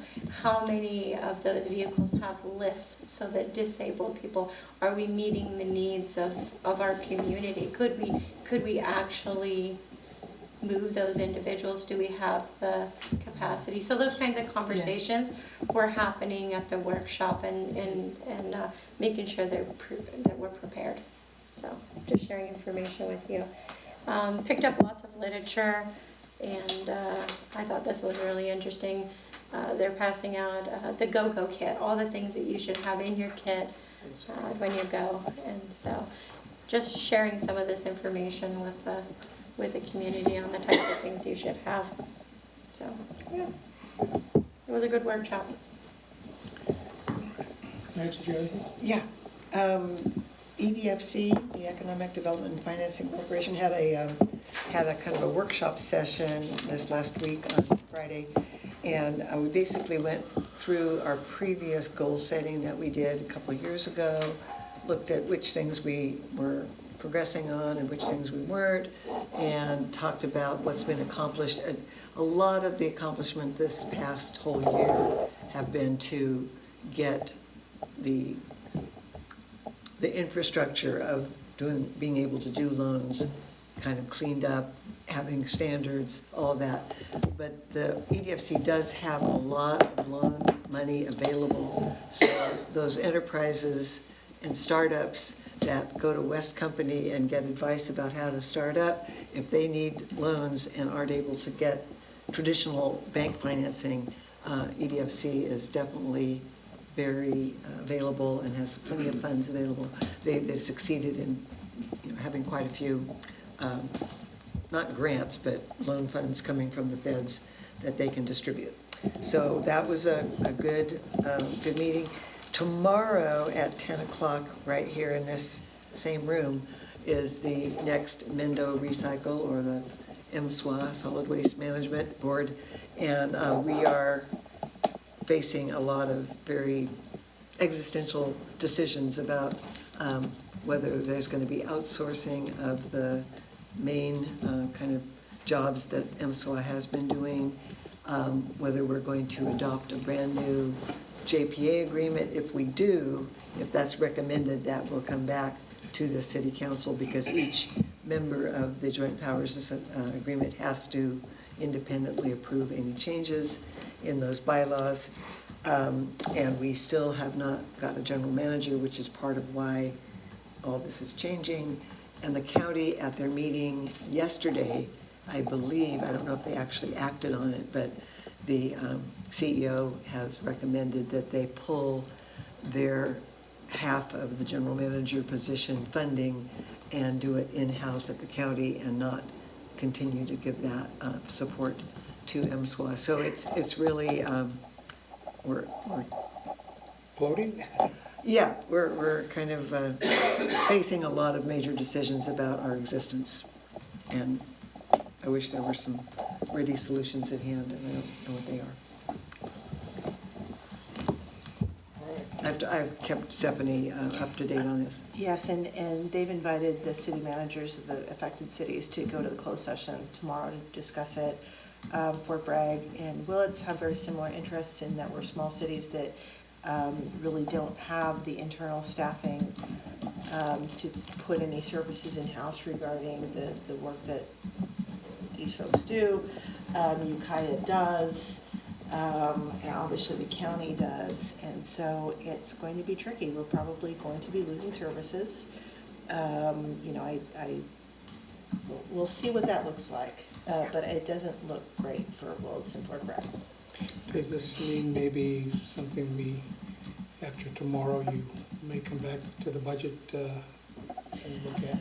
Well, I don't know. Some I've been talking to the city managers, and there is hope that they're going to offer something to us in terms of helping us with I mean, the main thing that we're going to lose is some of our assistance in dealing with our solid waste contracts in terms of negotiation, in terms of ongoing sort of oversight of our solid waste contracts. Right now, there's the general manager has always been that person with a high level of knowledge. It's an extremely specialized field. When you contract out for that, it's expensive. And so it's nice to have somebody on board who we can trust, who's an independent voice. We don't, the Ukiah can do that in-house, the county can do that in-house. Fort Bragg and you know, it's going to be quite a hit. However, we are hoping that they are going to offer us some funds or some. Point Arena part of the JPA? I think they are just under the county's They contract. do everything with the county. Pretty much the county serves them. Okay. So unfortunately, it's Yeah, and there's a different hauler for each of those 4 jurisdictions, and But I know that, you know, although Ukiah feels a little bit differently than we do, they are also very supportive of Fort Bragg and Willits not being left out. And we've all been talking as a coalition, the 3 cities, so that's good. We have their support and trying to find some sort of solution for Fort Bragg and Willits. Anybody else on this side? Otherwise, I'll look at Larry. Do you have something? Go ahead, give the thing on Measure B. So Larry and I went to the Measure B board meeting today. They had I'm trying to characterize this correctly. There was I guess a study or education session by county council regarding the Brown Act, which spurred conversation regarding the sheriff's letter that went out to all the media outlets. And where at one point the sheriff offered to agendize his letter for discussion, and that seemed to have had some back and forth regarding what is the Brown Act and how it's affected, and then that kind of got put to bed. They have gone out for an RFP, and they brought in someone from the county to speak regarding the RFP regarding, I guess, I'm trying to characterize this correctly. They when they go out for this RFP, and they also have to keep in mind that there'll be trying to think. I was going to say EIR, but I think there would be an EIR depending on and there would be a CEQA study that needs to be done. And they were trying to explain to the board, and I guess there was some frustration that they have to present 2 options as part of the study. And one of those options obviously is Howard Hospital. The other one is an Orchard Street facility. And part of that study, which I think one of the board members was frustrated that it meant it's still another 60 to 90 days before they can have some action on this. And so that was that was a little exercise in how things work. And in the end, they're not going to have a meeting in June. They're meeting again in July. And so more to come, but it sounds like Howard Hospital's still an object of what they're looking at. And then it'll be distributed to all of you because it got distributed to me. And I talked to the city manager about having you guys all get a copy of it. But the foundation, Howard Foundation has sent a letter to the Measure B board regarding basically that they're looking at listing Howard Hospital property at the end of the year. I think it's kind of, you guys need to decide something one way or the other. And Mr. Mello contacted me. You guys being Measure B committee. Yeah. Yes, sorry, yeah, Measure B committee, and basically told me that he would be hand carrying that letter down there today, and so. Yeah, I mean, the bottom line is, you know, it's a unique site, and it's an opportunity, it's an economic development opportunity site, and if they put it up on the market, there could be a number of alternative uses for the site, and so they are looking at just putting that on the market, so, and it's gonna go for sale, so it's certainly something that people can look at. And so you'll get a copy of that letter. I asked that it be distributed to all of you so that it was made, basically it was distributed to the Measure B board today during correspondence, so it become a matter of public record. So I have a question. The RFP that Measure B committee is... it's for building a combination, and I don't have my notes. They did. I thought it was for an engineer or Well, a it's person. for the procurement and building of a facility that does the three things that they want. They want a PUF, they want a crisis intervention, and I can't remember what the other word. Stabilization unit. Yes, thank you. And so right now, the way it's being put out is whatever is built should have a component of all three of those, or be able to house that. And like what was explained today, even an existing facility that needs to be retrofitted needs to be looked at, because it was a hospital before, doesn't necessarily mean that this use would be the same as a previous hospital, that it could amount to more or less traffic. There'd have to be a traffic study. So this is kind of the study that tells them what other studies need to be done. So it's an RFP for a study that compares these two potential project sites. And the prices. And the Because it'll be an prices. architectural firm that would be doing it. So they would come back and say, these are things you have to consider, and these are potential, I guess not hard costs, because they'd have to put that out separately for, so like if they. It could never be that. Is it more of a feasibility study? It is, but I think that they said that it would be to another architectural firm that is part of the discussion. It would be, you know, for example, this would, if you did Howard Hospital, you would involve doing these sort of studies and this sort of retrofit with a possible estimate of what it might cost, with the caveat that if they did pick Howard Hospital, it'd be a separate architectural contract to, as far as what would need to happen. So the contract is not to build anything, No, it is to do a feasibility study as to the suitability and costs involved in the different sites. Well, not only that, but it also has to do with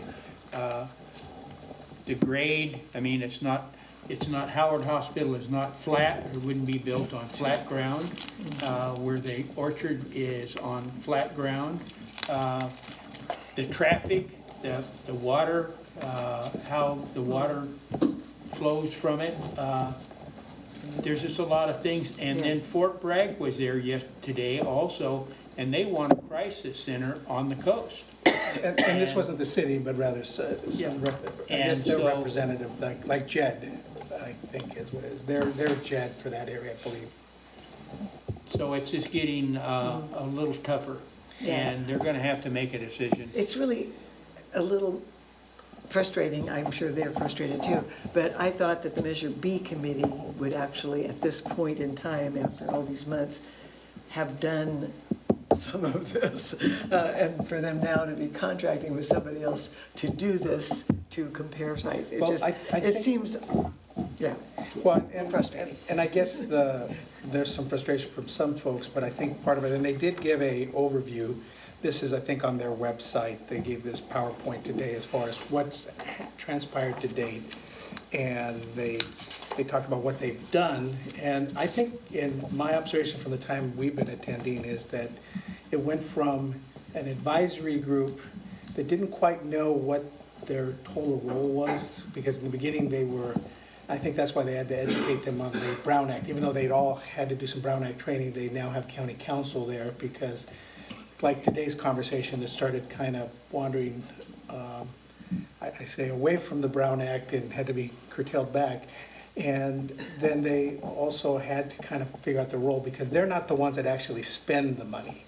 It's the Board of Supervisors that spends the money. So what happens is the Board of Supervisors, and they kind of explained this today to everybody that was there, that before the Board of Supervisors will actually authorize, whether it be a study or anything else, they want the Measure B committee to have signed off on it.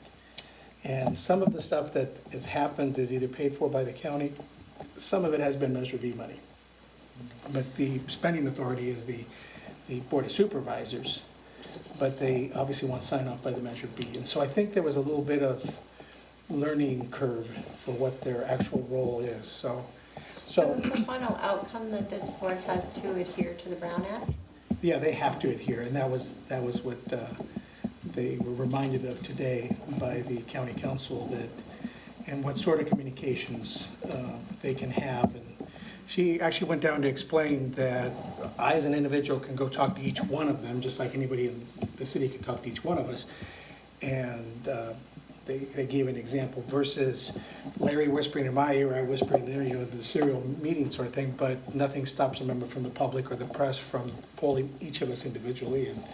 And they were kind of trying to give some examples, and that's where the sheriff's letter that went out was brought to question, and that kind of started a kind of a side discussion there that had to be kind of wrangled back to.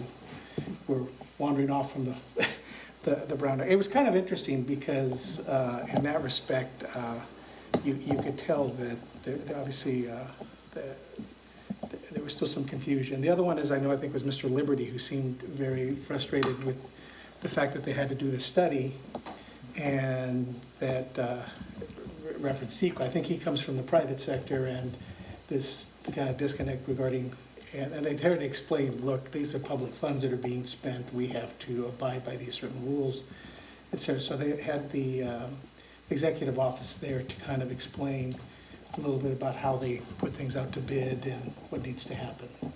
So I think that was the crux of the meeting, other than they did give this explanation to I guess the public and the board as to what they had done. I don't know if, I was telling Larry on our way back that I kind of got the impression maybe this was in response to the sheriff's letter that said they hadn't done much, and I think this was kind of to say, look, this is what we've done over the last couple months, to kind of show that they had done something, but obviously it's not moving at lightning speed. And from our end, I think that we are waiting to find out whether Howard Hospital would be a go, and then we said all along, we just want a seat at the table so that we can, A, let our community have a chance to weigh in, and B, so that we might be able to mitigate anything that we see as a potential issue. So. And I also think that the committee doesn't have a clue about what CEQA is and all the things that happen with it. And that's going to be a shock, because they just think that they've gone through some tough things. And I think that's the part that I think there's a little bit of a learning curve there, because you've got mental health professionals there, you've got the auditor folks there, you've got CEO there. There's some folks that actually have some idea what they're looking at, and other folks that, they're subject matter experts, like asking a plumber to sit on your committee and he knows plumbing, but he doesn't know CEQA, et cetera. So you're getting a little bit of that. So again, kind of like being able to sit in the gallery and watch us from the outside in. It's kind of, this is what today's meeting was. But and again, Larry said, to sum it up, they had some folks from the Fort Bragg area. They wanted to make sure that Fort Bragg isn't forgotten. I think there's this big, do they build it in Ukiah or do they build it in Willits? And hey, Fort Bragg says, what about us? And so that was it. And again, the next meeting, it looks like they took a vote on it, And it won't be till July, so probably the last Thursday in July. Is it Thursday? No, Wednesday in July. The other thing that was interesting is now that people are starting to talk about how the thing that the voters voted on for Measure B about the percentages, if 75% for building and 25% for staffing, and they're starting to say that's not going to work. There are several people that are finally figuring that out, which everybody in the real world has figured out a long time ago, that the employees are going to be a big deal and more expensive than the building, but they haven't come to that conclusion yet. So They had a representative from Fort Bragg who kind of used the analogy of the Star Center, and they said, hey, look, we got this money together to build this great thing, and then we had a hard time keeping the lights on. And that was raised there too. So, I mean, just watching that discourse happen there, it's nice to know that, you know, they're looking beyond just getting something built, and they're having those discussions. And obviously, the Board of Supervisors ultimately will make the decision as far as what happens. So we'll continue to attend and keep you apprised. But they have, you can go onto their website, and if you're curious and get all of this material for the public, you can get on there and look at their minutes and look at their documents that they publish. So What's the website? it's on the County of Mendocino's website, and then just look under the Measure B board. And so, and it'll have, and again, I believe, maybe I'm wrong, maybe it is the second or third, maybe I think it's the third Wednesday of the month that they have the. now it's every other month, so that makes it, you know. Yeah, I think they just didn't have 60 days. enough. They felt, most of the group felt they didn't have enough business until they get these, results from the RFP coming back to look at. So the moving ahead with the RFP is now going to be on the board agenda. There, actually, it's The going Board of to, Supervisors. it'll come back to the Measure B folks people. before it goes back. Okay, so it's not until sometime after July, okay. Yeah, but I think Things they'll move slow. come back in July with the, this is it, and I think the issue was, when will that happen? I think that was the frustration Mr. Liberty had, was that, hey, wait a second, we're not looking at a 30-day or 60-day thing.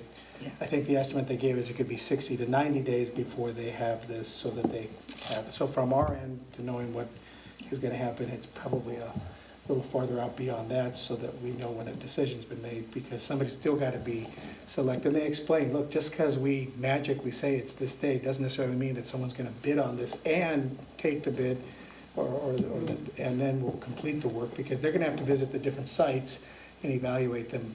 And they explained it could be things like on the Orchard Street side, it's 2 lots that they would be using, and they could look at each of those lots, find out there's a underground tank that nobody knew about or something as part of the CEQA process and investigation, or they could find out that Howard has asbestos, and that's an issue that needs to be mitigated. And they explained things like traffic surveys or traffic studies that need to be done. And just because it was, again, they used a hospital, was a hospital before, doesn't necessarily mean that that's the same use. They have to kind of look at all these things, so. So essentially, we might have a public health facility or mental health facility at around the same time that the Railsville Trails broke. Exactly what I was thinking. Yeah. We're gonna have a trail to get there. But it sounds like they'll be putting the property on the market, so if we can market that and to people who maybe want to build housing or do other things with that, it sounds like that could be part of the discussion as well. Which was a question I have for Dusty. Can you tell us what that property's zoned? Do you know offhand? Facility right now. What is it? Public facility? Is that a specific zoning designation? Yeah, public facilities typically, used to identify locations for public service facilities like high schools, city hall, parks, hospitals. Maybe it can be our next city hall. So if somebody wanted to change it to something that wasn't a public facility, it would They have would go to. through the standard general plan and Rezone. rezone, and so if someone's interested in developing residential, they would work through our department to come forward with, to you with such an application. Yeah. Yeah, I think the other thing we just have to keep in mind too, and keeping in mind, obviously, we have our own concerns as city, and our city residents have their own concerns. The foundation, which is separate from the hospital, they've been paying out money.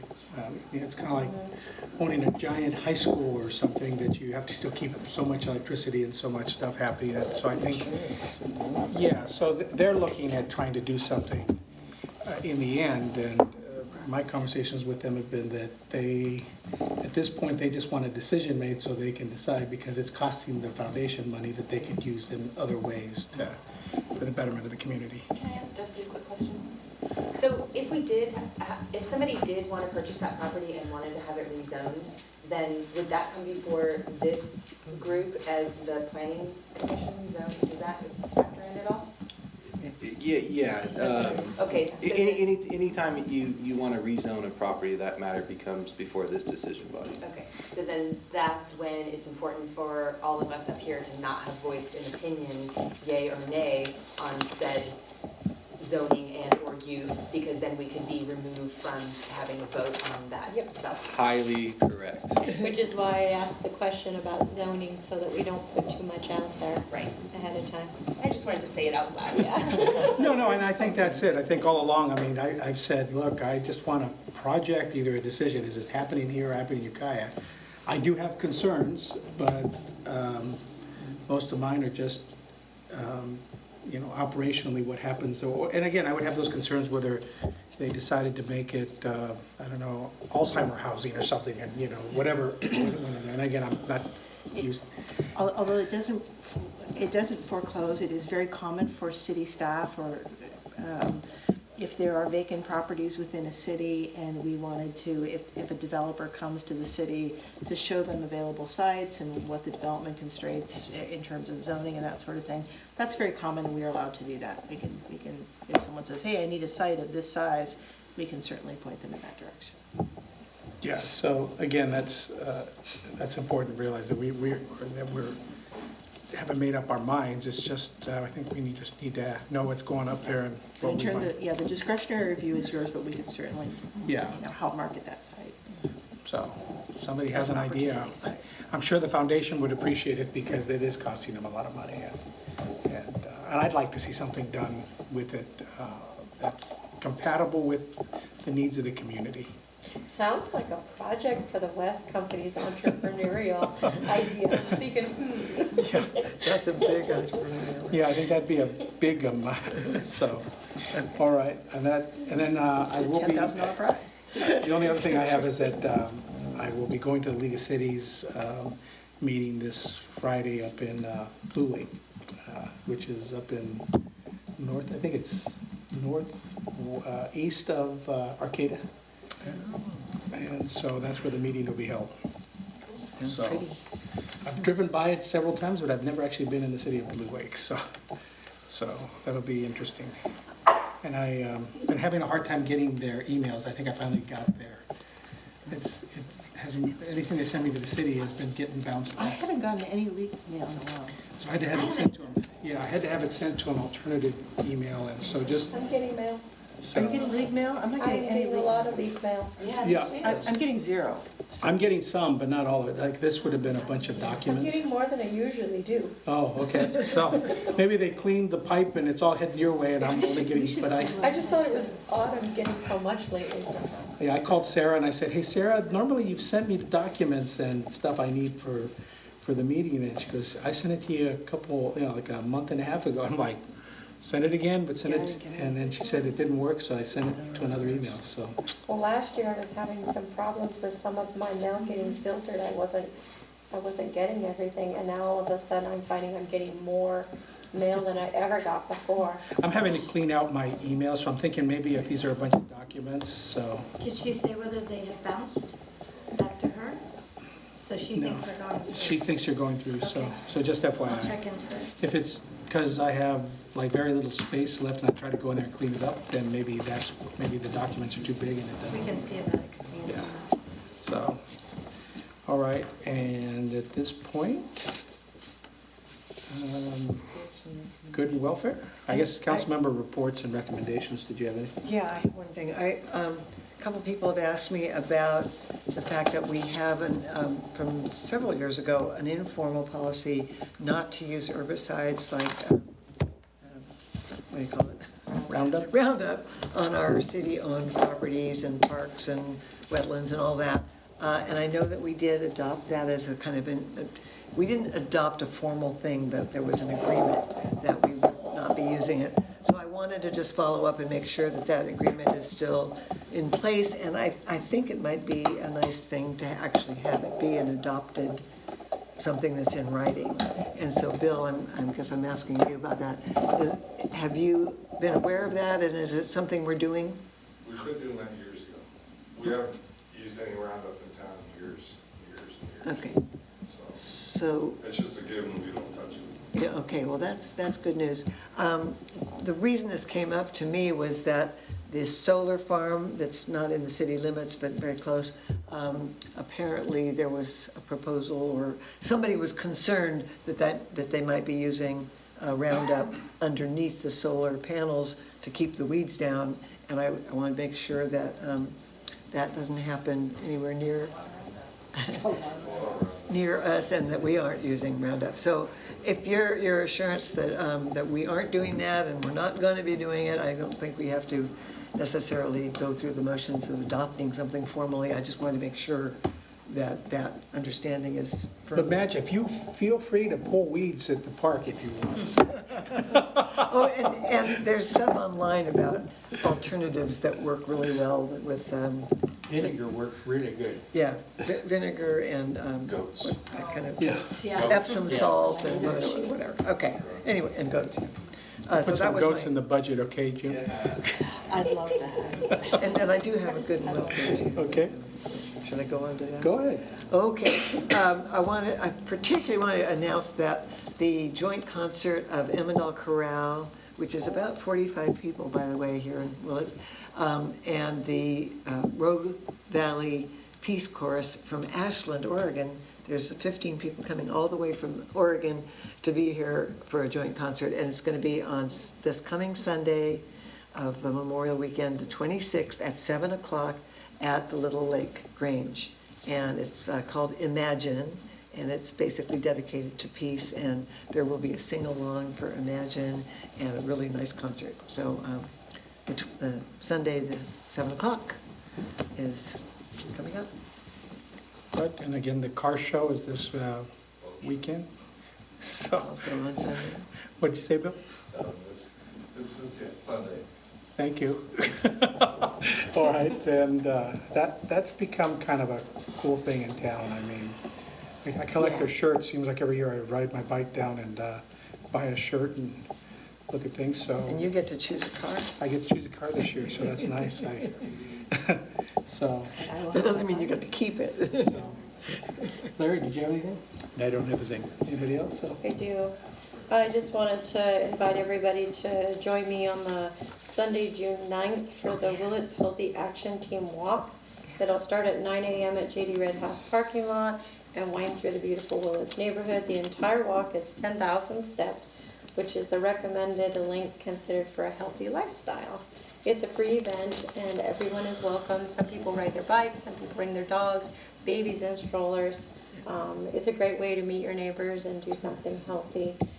Ace Copy and Shipping is sponsoring it, and I have flyers here. If you have somewhere that you could post them, that would be great. I have somebody who likes to post things around town if you want to delegate that. And on your way, you can stop at Rick Grove and at the Calendula Festival that the Herb Guild is doing. It's also a free event. Also, it's a healthy style. And to clarify, it's 10,000 steps, not 10,000 miles. Did I say No, I said that to you today. Oh, boy. Well, that'd be the way to lose weight. All But right. I do hope y'all will join me. It's a good time. Yes, It's a good way to I meet. love it. Enjoy some time with your neighbors. Well, folks, we've got to that stage at the meeting where we're down to item 14, closed session notice, a conference with legal counsel pursuant Government Code 54956.9B as in boy, anticipated litigation. One case. We'll report out if there's anything to report.